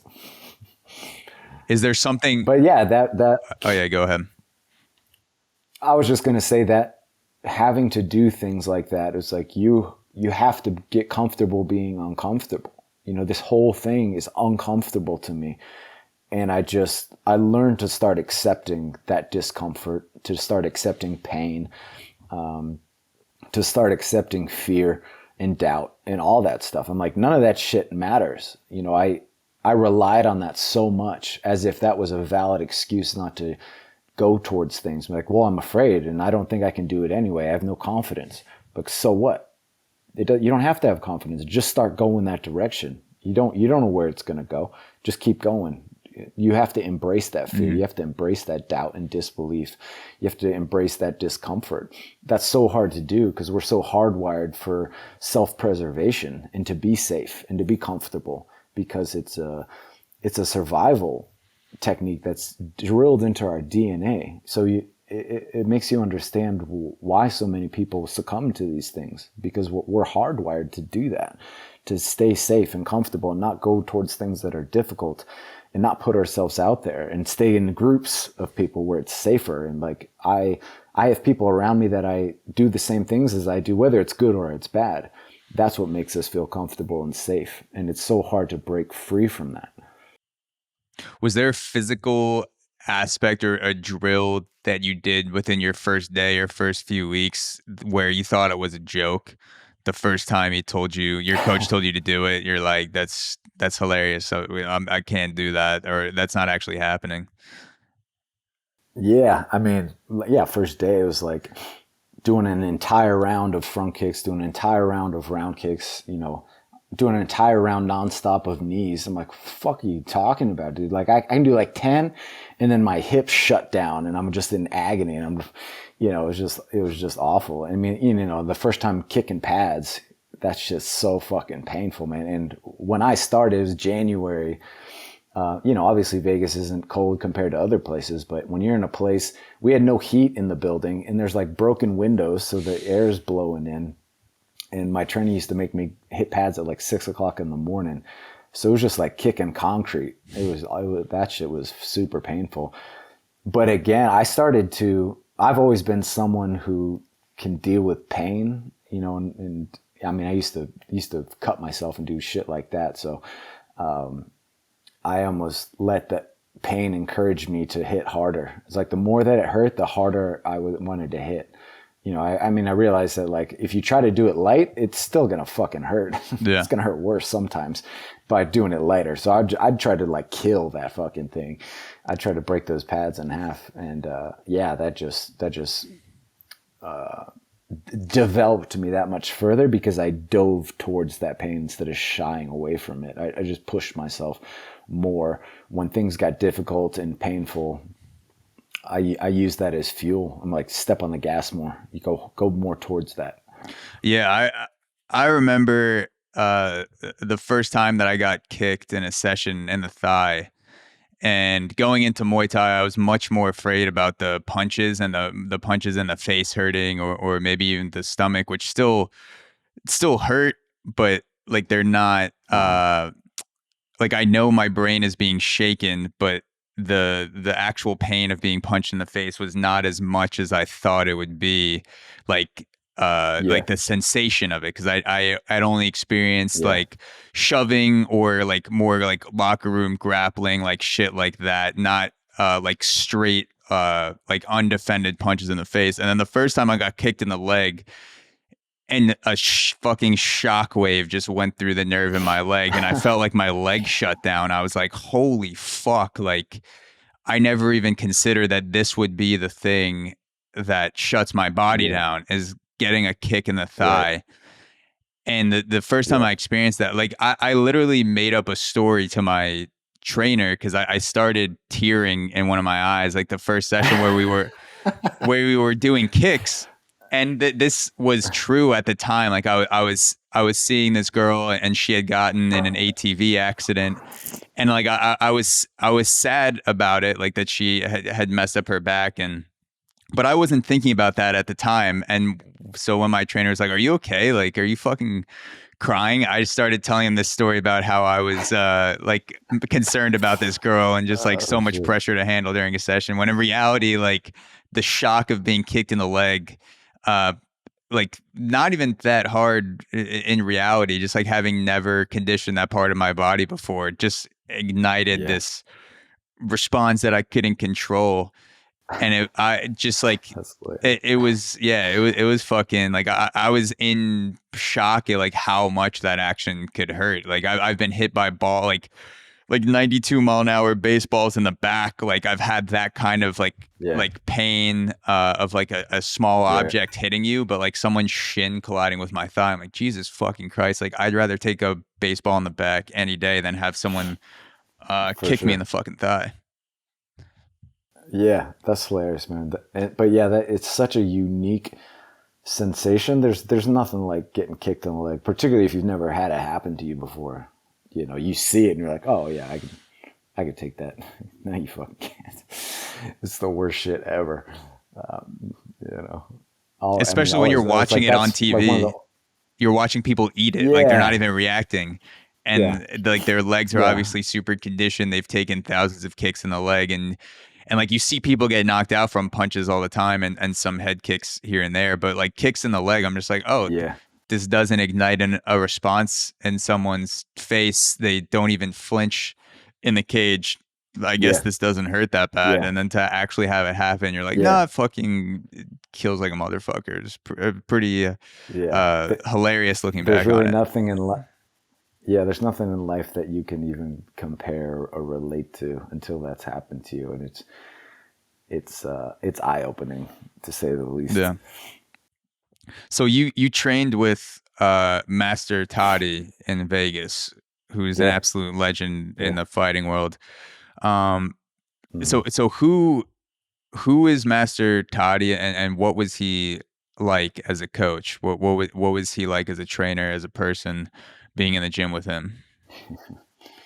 He is a character. He's one in a billion, man. I mean, he's such a unique person, you know, very, very charismatic. And he's like something out of a movie, completely one of those kinds of people. So he actually had a couple of trainers, other pad holders, Chan, Luk Chang, and Green. And he actually, at the time when I started, he had 3 different schools around Vegas, and Master Chan and Look Chang, they both ran the one that I started at. So I actually started with them.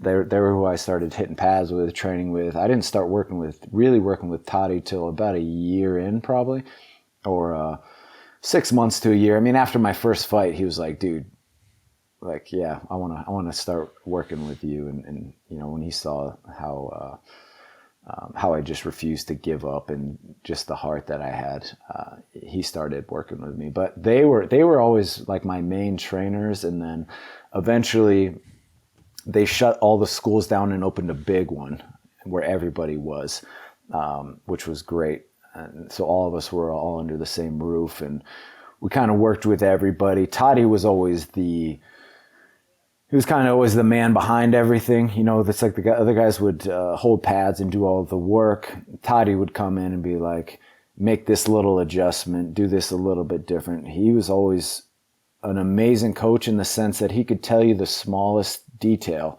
that would change everything. That was really his gift, his ability to see and to adjust your style. You know, he never tried to change people, which is, I think, one of the signs of a really great coach. Someone that doesn't try to mold you into this box. They take your gifts, they take your strengths, and they build upon those and try to minimize your weaknesses. So he's always been just a genius to me when it comes to that kind of thing. His ability to see one little thing, his ability to watch a fight, watch anybody, and just say, like, adjust this, do this a little bit differently, whether it's a technique, whether it's in your movement, or anything like that. So he was just he was an amazing person to have, and we're so fortunate that was the school that I started at and came up with, and the people that I came up around, the other fighters that were there, the trainers that were there. I mean, I couldn't have asked for a better, more amazing place and better people to come up around. But he was always a very larger than life kind of crazy person. Yeah. So those times when he would say something small to you and it would make a huge adjustment, he would say it in a way that you could understand. You would know what to do with your body. It would make sense to you. Yeah. Because he knew how to speak that language that I could hear. You know, I think a lot of coaches they say a lot of words, say a lot of things, but nothing that's really meaningful. You know, it's almost empty. Like, to be able to say one sentence, one word, and be like, just do that, and bam, it happens. And he had this kind of unspoken language with me as well. So it could, again, just be a word or a sentence or even a look, you know, and I could make that adjustment. And I was always trying to live up to their standards and expectations. I mean, all the ties. I mean, everybody. I was just like, I'm so far below anything that could even possibly be close to that. You know, I always was pushing myself to prove myself, to earn their respect. I mean, that's all I ever really wanted, even beyond winning fights or anything like that. It's like, I want to earn these people's respect. Like, the first time I fought in Thailand, the winning and losing didn't really cross my mind. You know, I was like, I want to have this guy that I'm fighting, and the coaches and the people watching, if I can earn their respect, like, to me, that's beyond anything, you know, to show these people that I can do this too, and I belong here too. Yeah. And the part about the coherent and efficient communication with Master Toddy is so essential. I have so many, you saying that makes so many cues and verbal, like these verbal cues pop into my head from my time playing baseball that are just traditional things that coaches say that are passed down, that they just lose meaning. But over time, it's just a thing that a coach says.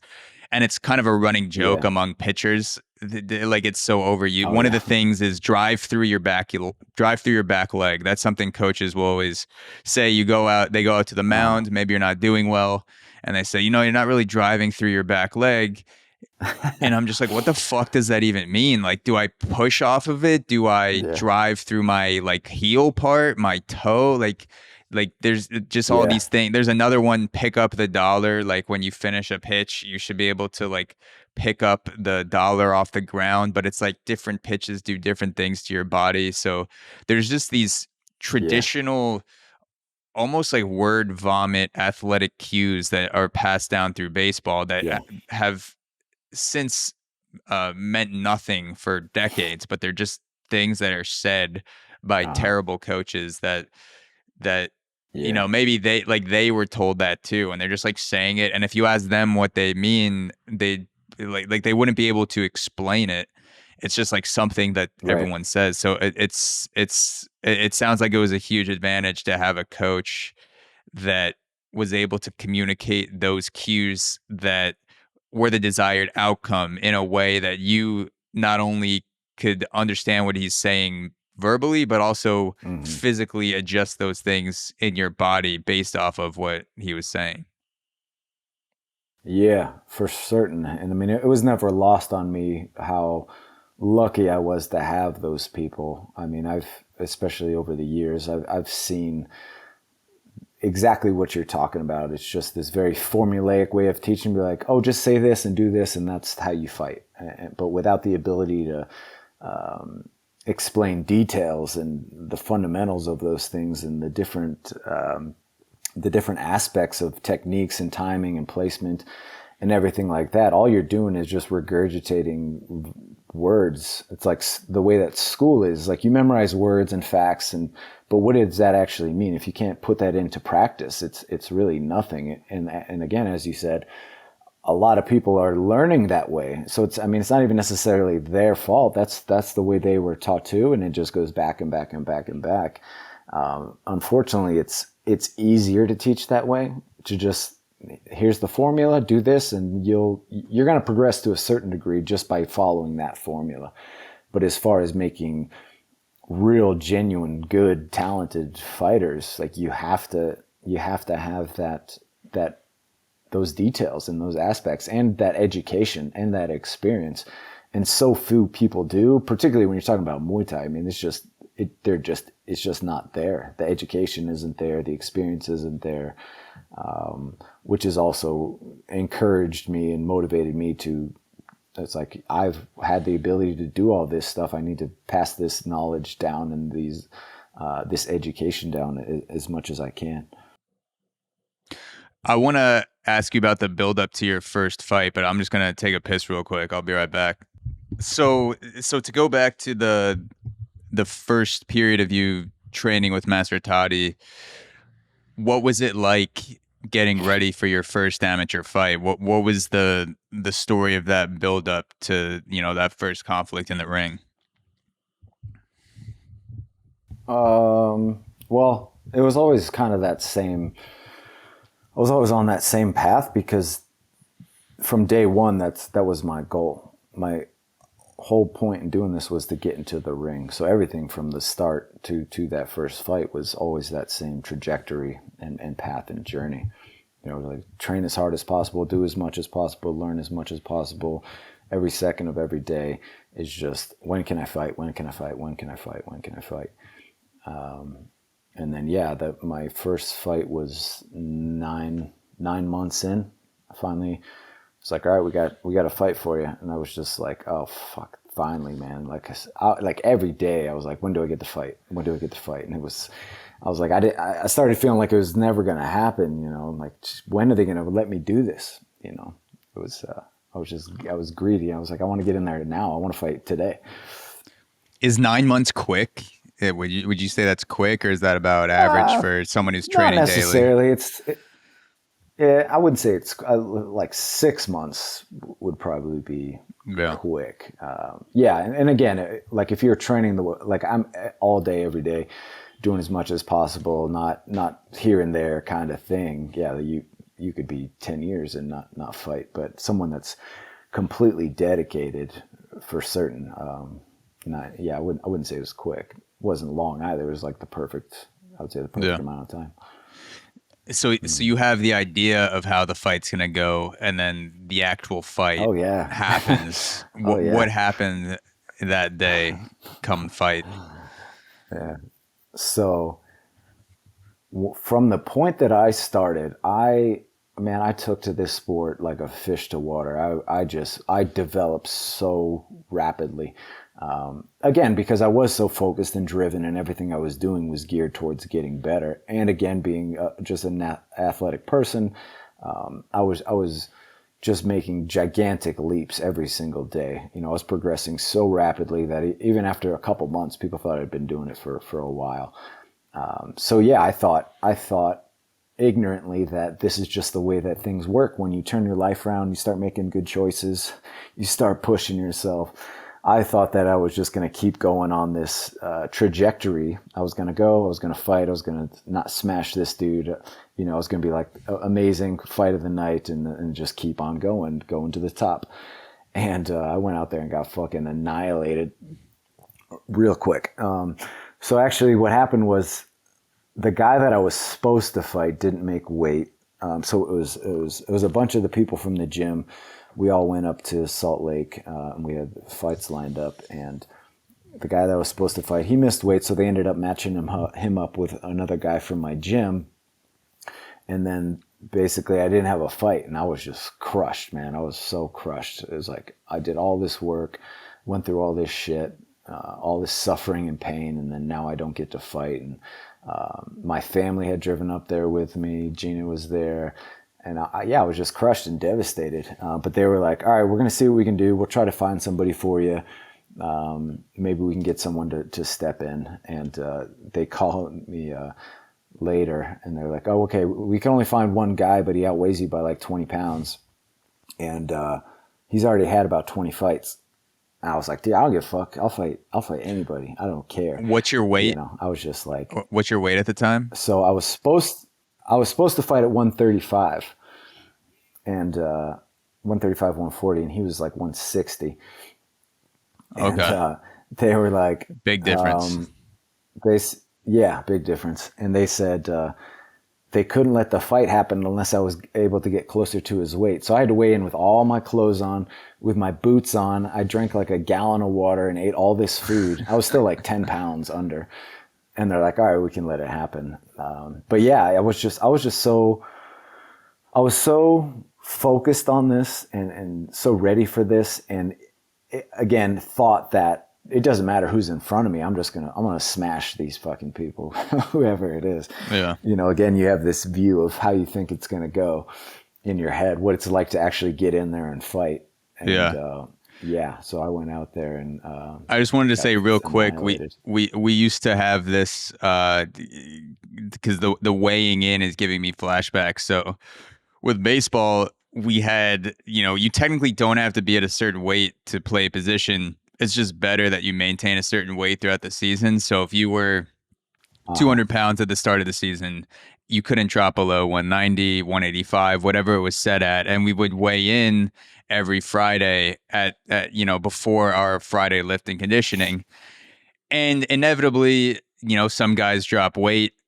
I luckily never had a problem eating and staying fat. So I was like, I might just have problems putting on too much weight in season, but I'm never going to be underweight. But there are other guys that for whatever reason just have a higher metabolism. So I have vivid memories of seeing guys put like 5-pound weights or like 2.5-pound flat plates in their pockets or like in their compression shorts weighing in to get above the weight. Because the punishment was that you had to eat breakfast at 6 a.m. every day with the trainer, so he could make sure that you're basically stuffing food down your throat. And if you have your first classes at 9 o'clock and we have lift at 6:37, like you don't want to have to get up an extra hour before and eat breakfast alone with the trainer, just like him being like, finish your fucking oatmeal. That just brought back memories of guys like sneaking weights to make the weight above what they needed it to be. And that, it was actually a kind of a prevalent thing back then, because all of us were just trying to get fights any way that we could. So people would do that a lot, you know, like put weights in their pockets or whatever they could to anything I can to get in the ring. I'm going to do. They're getting surgical metal implants that they don't need. They're just like, put a fucking plate in my leg. Give me 10 pounds. So you get annihilated. That's the way that, I got fucking, I gassed out in like 30 seconds. I went out there and just like sprinted at him, you know, throwing everything I could. And like he just covered up and then just fucking grabbed me. He clenched me the entire fight and just kneed the shit out of me. And then, what was it? Like in the third round, they finally mercifully put a stop to it. I was just getting battered from pillar to post. It was pretty awful. And like I said, I gassed out in like 30 seconds, and it was the most awful thing I'd ever experienced in my life. Not being able to get like the tiniest little breath of oxygen, feeling like you're being suffocated, not all while someone's kneeing the shit out of you, but just not being able to breathe, to me, was the most awful feeling, because I didn't even care about the hits and the strikes. And I vividly remember like the whole audience was like, oh my God, like freaking out. And I just wanted to tell everybody that didn't hurt. I was just tired and I couldn't breathe. Like that was going through my mind while it was happening. You wanted to tell the ref, you're just like, just so you know, I'm out of breath. These don't hurt that bad. You know, don't stop the fight. I'm fine. Yeah. Right. But I've never felt so helpless in my entire life. Just not being able to breathe, not being able to move, not being able to do anything. All I was thinking about was just trying to stay on my feet, and that was it. Is there a way to like are you able to describe the feeling of being completely out of breath and depleted, but also needing to defend yourself and try to kick someone's ass? Because most people have had the feeling of being out of breath completely and just like absolutely gassed, but rarely are you in a situation where you're also in the middle of a fight with some dude trying to knock you the fuck out. Yeah, like put tape over your mouth and nose and then go try to wrestle somebody. Go wrestle your brother. see how that works out for you. Yeah. The feeling of helplessness. It's the most awful feeling I could ever even think of. It's horrific. And after that happened, I was like, I'm never going to let that feeling ever happen to me again. And I think that's why I always pushed my cardio more than anything. I was like, I'm never going to feel that way ever again. Because that's one thing I feel like we always have control over, is like how hard we train, how hard we push ourselves, regardless of our skill and ability level, regardless of our strength, our speed, what kind of conditioning we have. That's just a matter of like how hard you push yourself and what you're willing to go through. And so for me, that was always top of my priority list. I'm like, I'm never going to get tired ever again. I don't ever want to feel that way again. And everything that I'm doing is trying to make other people feel that way. And that's why I always like push the pace in all my fights. And, you know, it's like I wanted people to suffocate and give up and have that feeling of just helplessness. What is the cardio training like for you in a fight camp? Because I'm trying to imagine. I think I have an idea of what it would be, but my view of cardio and athletics is so skewed because of baseball, because cardio really isn't that important because you have 30 seconds in between every pitch. So I could throw as hard as I want and then I can catch my breath. I can like do a meditation in between pitches and then throw the next pitch. Like, what is your cardio load like versus your sparring and pad work? Like, what does that percentage of hours look like when you're leading up to a fight camp? Yeah. Well, it's like almost everything is relatively cardio related. I mean, other than maybe lifting weights and like doing technique and that kind of thing. But when you're talking about pad work, sparring, actual conditioning drills, running, sprinting, everything is really based in that cardio field. I mean, there certainly are specific things I do, like my sprint protocol and conditioning protocol, things that are really get ramped up that last like 4 to 6 weeks. But even leading up to that, it's really about just building the size of that gas tank and then building the quality of the gas that you can put in it. I have a caption. It's unending. I have a caption that you posted about your first time in Thailand that I wanted to read when you were training there back in 2007, just to kind of like highlight some of the cardio that you were doing. So you wrote, the first time going back to Thailand back in 2007, first camp I ever trained at Sitquanim. I'm probably butchering that. Sitquanim. 6 days a week, 10-mile runs every morning at 6 a.m. before training, 10-minute rounds on pads, bags, etc. 1 hour clinch session to end the day.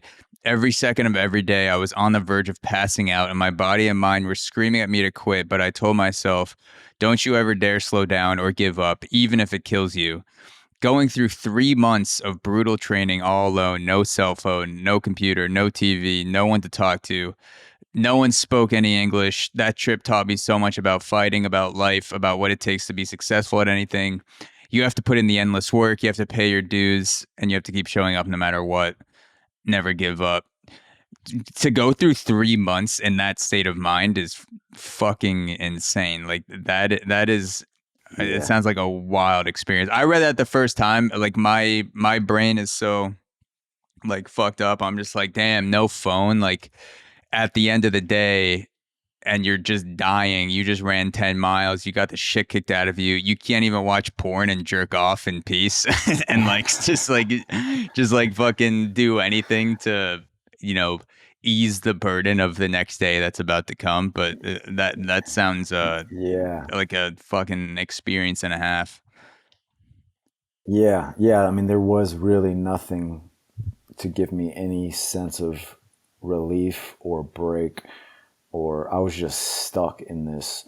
I mean, in a lot of ways, it was like being in a prison all alone, because I didn't have anyone to talk to. I didn't have a phone. I didn't have a computer. I mean, there was like a computer down the road, and I could go there and I could email somebody once in a while. But it's not like now you can just like shoot somebody a text or a quick IM or something like that. So yeah, I was extremely alone, and on top of all the work, and the training. Oh yeah, you used to have to make plans with your friends a day or a week before, and then wish that they showed up. You're like, we'll meet at this spot 3:30 on Friday, and just basically like hope that the people are in that location. Like, so just not having it, not even having like any window into the outside world is insane.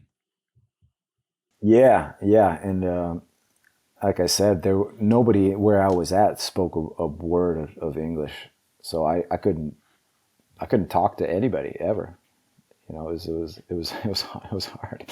I couldn't tell anybody what I was going through, how I was feeling. It was just me in there, and that was it, man. Like when I first got there, I was like, oh fuck, man, what have I done? Like, what am I doing here? I'm really alone.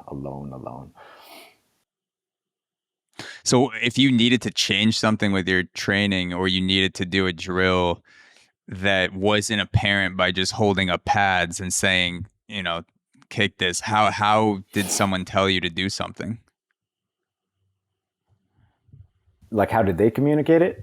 Yeah, like how would they communicate? If no one really spoke English, what was the communication like when what coach was trying to get you to make an adjustment or something like that? Yeah, it's all nonverbal stuff. I mean, I came up under Thais. They didn't, even the ones I came up with, they didn't speak the greatest of English. I mean, Thai spoke the best English out of all of them, but I think the Thais in general, they don't communicate a lot the way that we try to like spell everything out here with words and numbers and combos and that kind of thing. Where there, it's really, they simplify everything.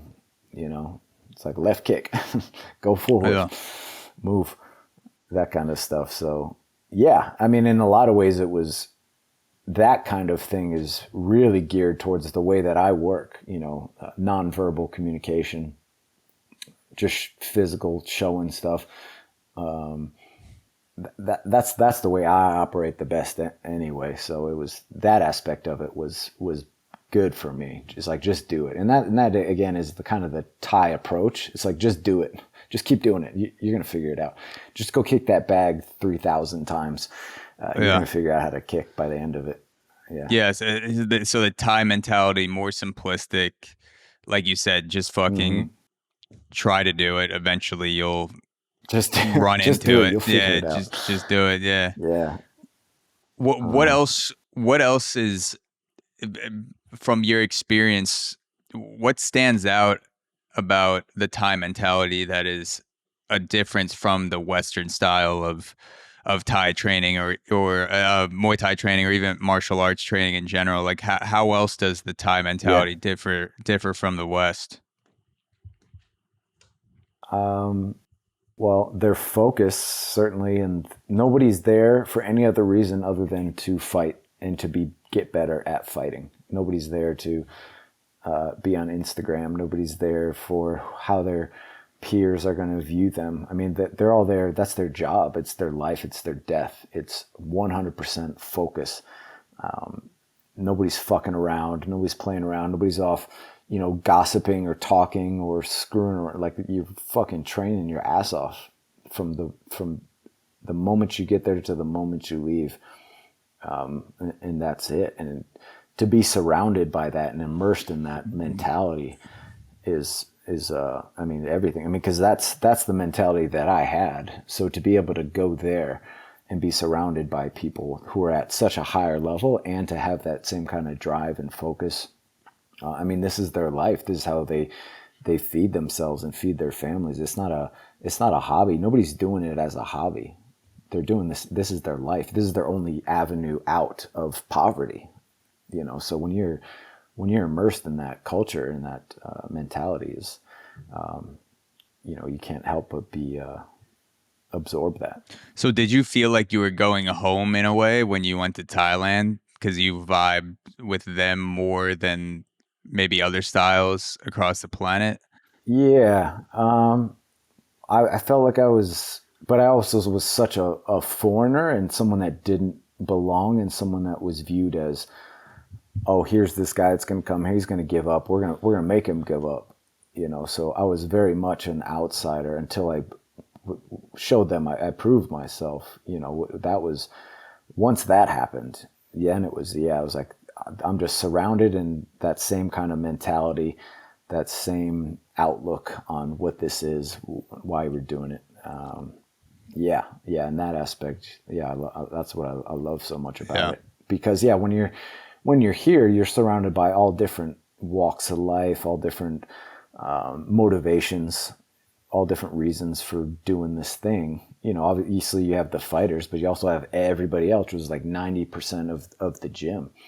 So it's like being in a gym where the only people that are there for the same reasons that you're there for. So was it like a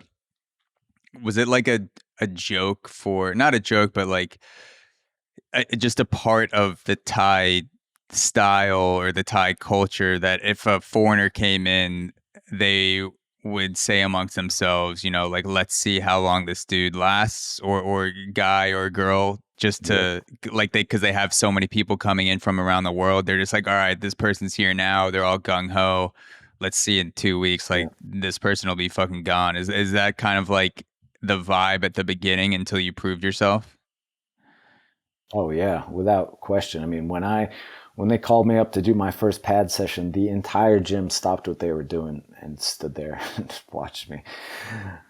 It's a lot of pressure. There was a lot of pressure on me. It was pretty awful. But like, the only thing I was thinking in my head is, don't you dare slow down or show any kind of weakness. Like that. If you do that, it's fucking over. I'm like, you better die before you stop. So after that first day, they were like, all right, this guy's not fucking around. Because most nowadays certainly, but back then, not many foreigners didn't go over there. It wasn't like a thing people did. There wasn't any foreigners were at the camp that I was at. There was all Thais, no English, no nothing. It wasn't a typical thing for people to go over there and learn as it is today. They were just like, oh, this fucking American soft ass motherfucker. Yeah. We're gonna get him out of here real quick. Yeah. Yeah. So I'm also interested. What are the differences in sparring approaches with Thai versus Western? Because I've only ever experienced being in a gym in New York. I've never been to Thailand yet. What Yeah. are kind of the different styles of sparring? What do they believe is best? What's like the best approach? How do they do things when it comes to sparring over there? Yeah. It's I mean, much more geared towards technique, timing, placement, rhythm, all that kind of stuff. They don't. I mean, yeah, they'll, every once in a while you'll see them go spar, but even when they spar hard, it's all about control. Like nobody's trying to. You're not trying to knock each other out. You know, it's more of a, like you're playing a game of chess. Like you might be trying to dominate somebody, but you're not trying to dominate somebody by hurting them. You're trying to show your dominance by your technique and ability. Like if you can dominate someone by going slow and controlled, like that takes extreme amount of skill. Like anybody can just go hard or go fast and overwhelm someone, but to be able to do it in a slow technical manner, like that takes some serious skill and ability level. And again, they're fighting all the time. They can't risk doing stupid shit in the gym. I mean, they're fighting every month or two, sometimes every couple of weeks. So their sparring is always more on the technical approach. Yeah. I mean, sometimes they'll do some boxing sparring, but like with big ass gloves, and you know that's when they might go a little bit harder, throw a little bit more power. But you know, it's kind of like nobody's really throwing hard shots to the head. I mean, they'll kick each other pretty good once in a while. But even then, it's you're not losing sight of unnecessary damage or injury. Yeah, I was gonna say because I was looking up the records of the ties that you fought and just a lot of the guys over there and how it compares to the frequency of fighting. And I'm reading some of these records and it's like fucking like 520 and 110, and I'm just like, this dude's been fighting for, you know, 15 years. So averaging that out in my head, I'm one fight a month or one fight every 3 to 5 weeks, whatever it is. In order to sustain that, it has to be something where the sparring is less violent, less aggressive, like more in tune with keeping your body in shape and performative in between fights. Yeah, for certain. I mean, that's all it is. When you're having that high level of competition and fighting, like you can't risk that shit on the outside. I mean, everything you're doing is working on your conditioning, your timing, your placement, your accuracy.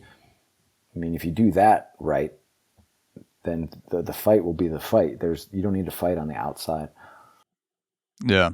I'm sure you're aware of it, but there are these channels online that put together sparring compilations of the Thais that come over and do these camps in U.S., Canada, wherever. Like what Thai comes to the West and puts on demonstration, and then also sparring with people that show up to the camp. And there are some guys that get in there with dudes like Saenchai and they're like wailing on him, like trying to fucking knock this dude out that could put them on the floor in 2 seconds. And you see him playing around at first, and then all of a sudden it's like he flips a switch and it's like, you violated the terms of our agreement. Like now you have to learn a lesson. So it's just like you see the differences in approach and kind of like the hard sparring mentality in a lot of gyms in America where you come in and you try to like prove yourself in a sparring session rather than learn and play around. Yeah, it's hard to do that, especially when you're in a physical, confrontational kind of thing, to not let your ego get involved, and to look at the long-term progression that you're trying to make. Like, yeah, you can win this sparring match, but are you getting any better from this? Are you developing from this? like it should be to where we're both improving out of this. You know, we're keeping each other sharp, we're holding each other accountable enough and pushing it to that degree, but not to enough to where anybody's going to get hurt or unnecessarily injured. I mean, we're all trying to get better here. And if you're trying to prove yourself in this singular moment, that's very short-sighted, and which contributes to a lot of people's lack of progression, because that's what they think the goal is here, to like prove yourself in that moment.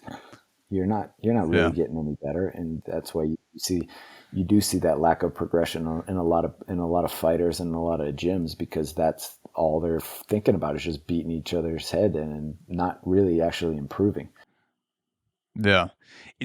So in Dancing with Saenchai, which is your book that people should go check out if they're listening to this, you write, my dream was to be a fighter. I didn't even know, or I didn't even think about how, if I could do it, or where it would end up taking me.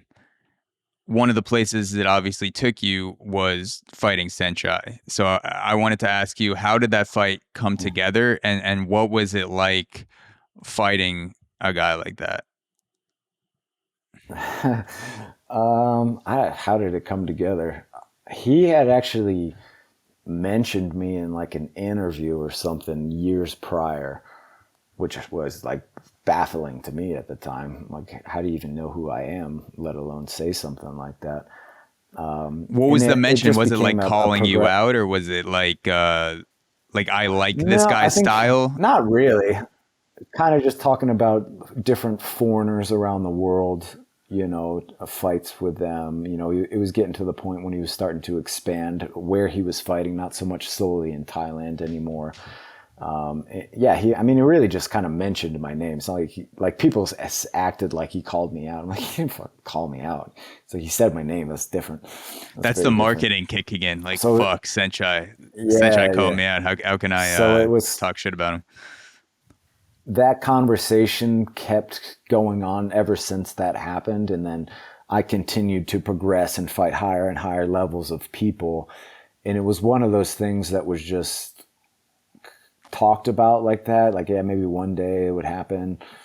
And then he ended up coming over here for the first time. I don't know how long, it might have been a year or two prior. And he fought Tetsuya Yamamoto, who I fought twice after. He ended up knocking him out in it was like 10 seconds actually. So that was his first time coming over here, and that promoter is who put our fight on.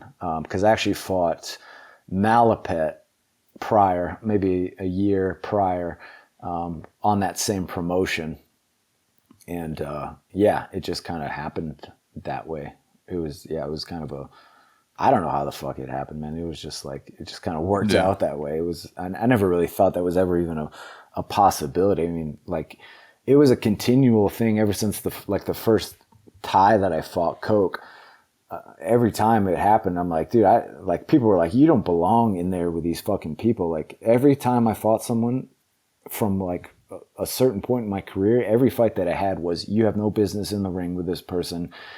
The promoters are stupid for putting this on. This is just a freak show for that other fighter to put on like a highlight reel knockout, and you're going to go out there and you're going to get fucking annihilated every time. Every fight that I had, that was the conversation. You know, looking back, you don't think that, but when I was coming up, that's the way that it was. Like, I had no business in there even being mentioned in the same conversation. Similar question to the first amateur fight, with the idea that you have of a fight before you step in the ring versus the actual fight. You obviously have the idea of what it's going to be like to fight Saenchai. You have all this footage, all these experiences of people who have fought him versus what actually happened in the ring. Was there a moment or a sequence where you realized, like, oh, this is why this guy is as good as they say he is? Like, this is like, I'm experiencing this right now. Something that he did that was like, okay, like, this validates the legend that I'm hearing about people fighting him. And, you know, I'm going through this in real time. No, actually, because I had to be so dialed in and on such a different mentality and wavelength. I mean, I was like in a completely different dimension, that there was no time to think about anything. I couldn't even have, like, if there's a moment I could have thought about something, like, I would have been knocked out for certain. And that was all through my training. I was watching people, particularly foreigners that had fought him, and they would just get stuck, like, watching what he was doing, like they were like hypnotized. Like, I can't do anything. I'm just going to watch Saenchai fight, but he's fighting me right now. And as I was training, I was like, that is the one thing I refuse to ever do, because I'm going to go at him 100%, and I'm not going to stop until either the fight's over or somebody's asleep. So yeah, I didn't have a second of thought through that entire thing, because I was like checked out. I was completely in the moment, which is like the best place you can possibly be when you're at like the highest level. You are functioning on a completely different wavelength. You've suspended all thought. Everything is just in the moment. You're in the feel, you're in the zone, you're in the flow. All of that is just gone. Yeah. And it's a really beautiful, amazing thing to experience when you do. And that was just at the highest level of that. Yeah. Obviously, I've had it on a much smaller stage and a much less violent stage in baseball. Yeah. But having the competition aspect where the realization hits you that there's no getting better in between when the game starts and when it's over. All you can do is be present and use the skills that you've acquired and use that to the best of your ability to achieve the desired outcome, which is a win. There's like, that can either be a highly stressful moment, or it can be a release of, I just need to see and react and do, and there's no I'm not going to get better, and I don't have any urgency or obligation to get better. That's not the point. The point is to just win and lay it all on the line and do what I can do to look up and have my arm raised, when this fight is over, when one of us goes to sleep. Yeah. I mean, that being present in the moment, you're never going to be any more present and in that moment, and just you're just being there than you are when things are at like such a high level, such a high risk. And when you get into that place, it's like you're operating on a totally different dimension of reality. It's really crazy. Did you ever consider transitioning into MMA or UFC? Because I'm sure a lot of guys you trained with are also, either made the jump to that or considered it. Like, when you're watching UFC become the monster that it is today in the early stages, did you ever think, fuck it, I'm just going to go see what happens? Yeah, so actually the majority of the people I was training with all were in UFC, fighting in Pride, all the WEC, all these big MMA organizations. And at the time, I could not get fights to save my life. I had fight after fight after fight after fight fall through. And all of them were like, why don't you do MMA? Why don't you do MMA? We can get you a fight today. You can go fight this weekend. And for me, the fact was, I never wanted to do both. I didn't want to dip my toes into both fields. It's like, I knew if I'm going to do both, then I'm going to be half as good as I could be in both. So if I'm going to do MMA, then I'm going to go all the way in, and I'm going to stop doing Muay Thai, and I'm going 100% towards this goal. And I just wasn't willing or ready to give up this dream that I had. But at some point, it got to where I just wasn't getting fights. I'm like, why am I going to keep sacrificing for this thing I don't even get to do? Yeah. At least if I'm doing MMA, it's like, it's not Muay Thai, but it's still fighting, and I get to do some pieces of Muay Thai in MMA fight. So going into, I want to say 2009, I made it my New Year's resolution going into 2009. It's like, I'm going to give Muay Thai one more year. If at the end of this year things haven't picked up, I'm going to make the switch, because like anything is better than nothing, And then like a week after New Year's, I got a call to fight for the WBC title in China on like fucking 10 days notice. And then, which I did, and I ended up 10 winning days 3 notice. titles that Jesus year. Christ. Yeah. And I ended up winning 3 titles that year, and things just continued to progress from that point. And I never looked back and never had to make that choice. And it was always that thing where it's like, if I give up, who's going to push this fucking sport? I mean, there was only a handful of people even really pushing this sport to the degree that I was.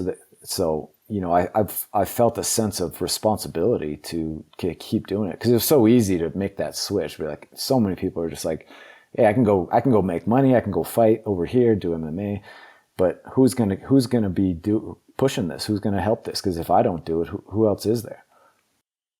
Yeah, it always blew my mind. Obviously, things are changing today with the popularity of Muay Thai, and more people paying for fights and watching it, and YouTube channels are definitely a huge part of that. But when I started watching fights, probably around 2015, 2016, and it's much less popular than the UFC at the time. I'm thinking like, this is the thing that people want to see. People want to see the striking. People want to see the kicks to the head. People want to see, if anything, when people start grappling or going to the ground in UFC and MMA, I'm like, you know, some people find this exciting. I personally find the striking much more compelling. This is only striking. Yeah. Why is this not more popular than it is? Do you have any thoughts on why Muay Thai has been a slower rise in terms of popularity than MMA, and like seeing it grow as a sport? Yeah, I mean, there's a lot of really clear reasons. I mean, first you look at how long it took MMA to get popular, and the failures they had to go through in order for that to happen. And when it did finally happen, it was just like a once in a lifetime kind of collaboration of the right fight at the right moment with the right people watching and the right money behind it and the right promotion to continually push it. So for that to happen, you know, there's so many pieces that need to fall into place for that to go on. And when you talk about Muay Thai, it definitely doesn't have the money behind it. It doesn't have people doing it right. You know, a lot of promotions have come and gone where everyone's in such a rush to make it a big thing that they skip steps. You know, you can't rush your way to success. Like when you talk about trying to become a great fighter, there's no rush. You have to go through the process. You have to pay your dues. Really, in anything you want to be successful at. And nobody has been willing to do that, because as soon as things start getting a little bit more popular, they're like, oh, we're big now, so we can do this. And then it collapses in on itself because they don't have that solid foundation. And unfortunately, that's happened repeatedly throughout my career. You know, you see promotions come and go like that, and it's good. I mean, each one elevates it a little bit more, a little bit more, a little bit more. But as far, I don't think it'll never be as big as MMA, because they have so much fucking money behind them, and they've been around for so long, and they've pushed themselves to that degree for so long. Yeah, I don't think it'll ever really get there.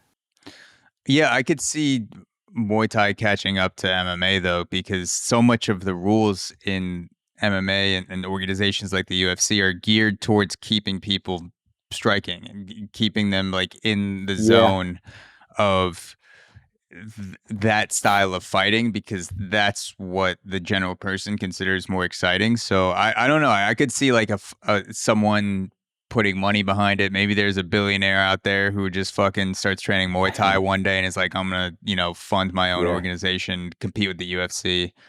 But yeah, I mean, it could happen, but they would also have to dumb it down and take a lot of the traditional aspects out of it, which I would hate to see. Even though it would be nice to see it grow in popularity, they would have to make it more palatable to your general person, which you would lose so much of the purity of the art in it. So I'm conflicted in whether I want to see it grow or not because of that. I mean, that's the only way it would grow bigger, is to do that.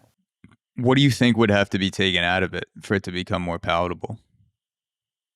Definitely the Ramoy, the music, that would for certain.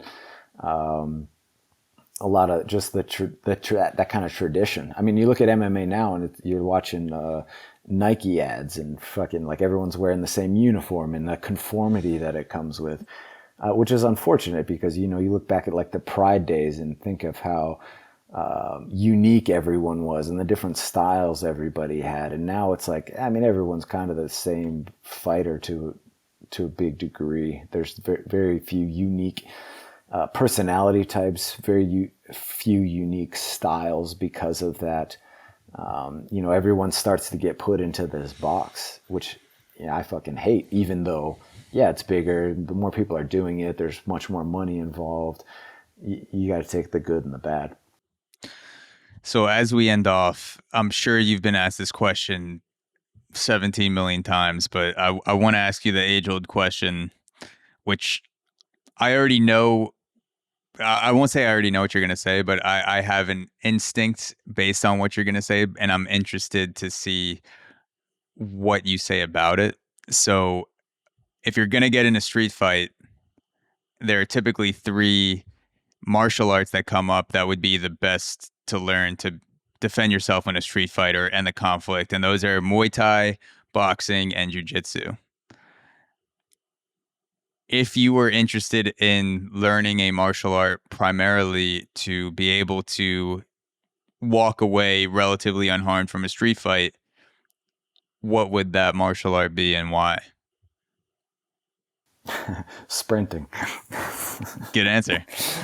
Yeah. So, well, first I would say Muay Thai, wrestling, and jiu-jitsu are going to be the 3. I mean, if you're gonna do anything, those are the 3 core ones I would do. So you have the striking, you have the stand up as well as mid ground level of wrestling, and then jiu-jitsu as far as that goes. If you're in a street fight, you don't want to be doing fucking jiu-jitsu because you're going to get your fucking brain smashed out, and it can be a really bad situation. Yeah. That's where wrestling is much more vital when it comes to self-defense than anything else. I mean, any martial art is better than nothing. But wrestling and striking are the 2 that you would really want to understand, and that's what's so great about Muay Thai is that you do get a good combination of a little bit everything. When it comes to the clinch and stuff, you get a lot of wrestling, judo, a little bit of jiu-jitsu with the hand manipulation and stuff like that. So there's a lot of things that cross all those barriers that are involved in Muay Thai. So you really do get a good sense of a base for all those things: striking, wrestling, jiu-jitsu, judo, if you're learning it correctly, which I've been fortunate because like when I go and train with people that do jiu-jitsu and judo and stuff, they're always really blown away at my ability to hang with them and understand a lot of these fundamentals that cross platforms. Yeah. So you said the sprinting at first, and obviously if you're smart, your number one option is always to sprint away. But second, it's always seemed like an easy answer because Muay Thai has the striking and the clinching. But if your goal is to get in a position where you can do a 60-yard dash and get the fuck out of there, I would want to learn something that you have a little bit of grappling, like with the clinch, and wrestling also helps too. But striking to create space so that you can then run away. And then jiu-jitsu, everything about getting control in jiu-jitsu is minimizing the space between you and your opponent, which seems not the thing that you would want to do in a street fight situation. And a jiu-jitsu competition, but in a street fight, that would seem almost detrimental in a lot of ways. But I mean, people will tear this apart regardless of what I'm saying in the comments. But that's always been my thought, that like if you want to get in a position to sprint, Muay Thai would be the quickest path to that sprint away. Yeah, for sure.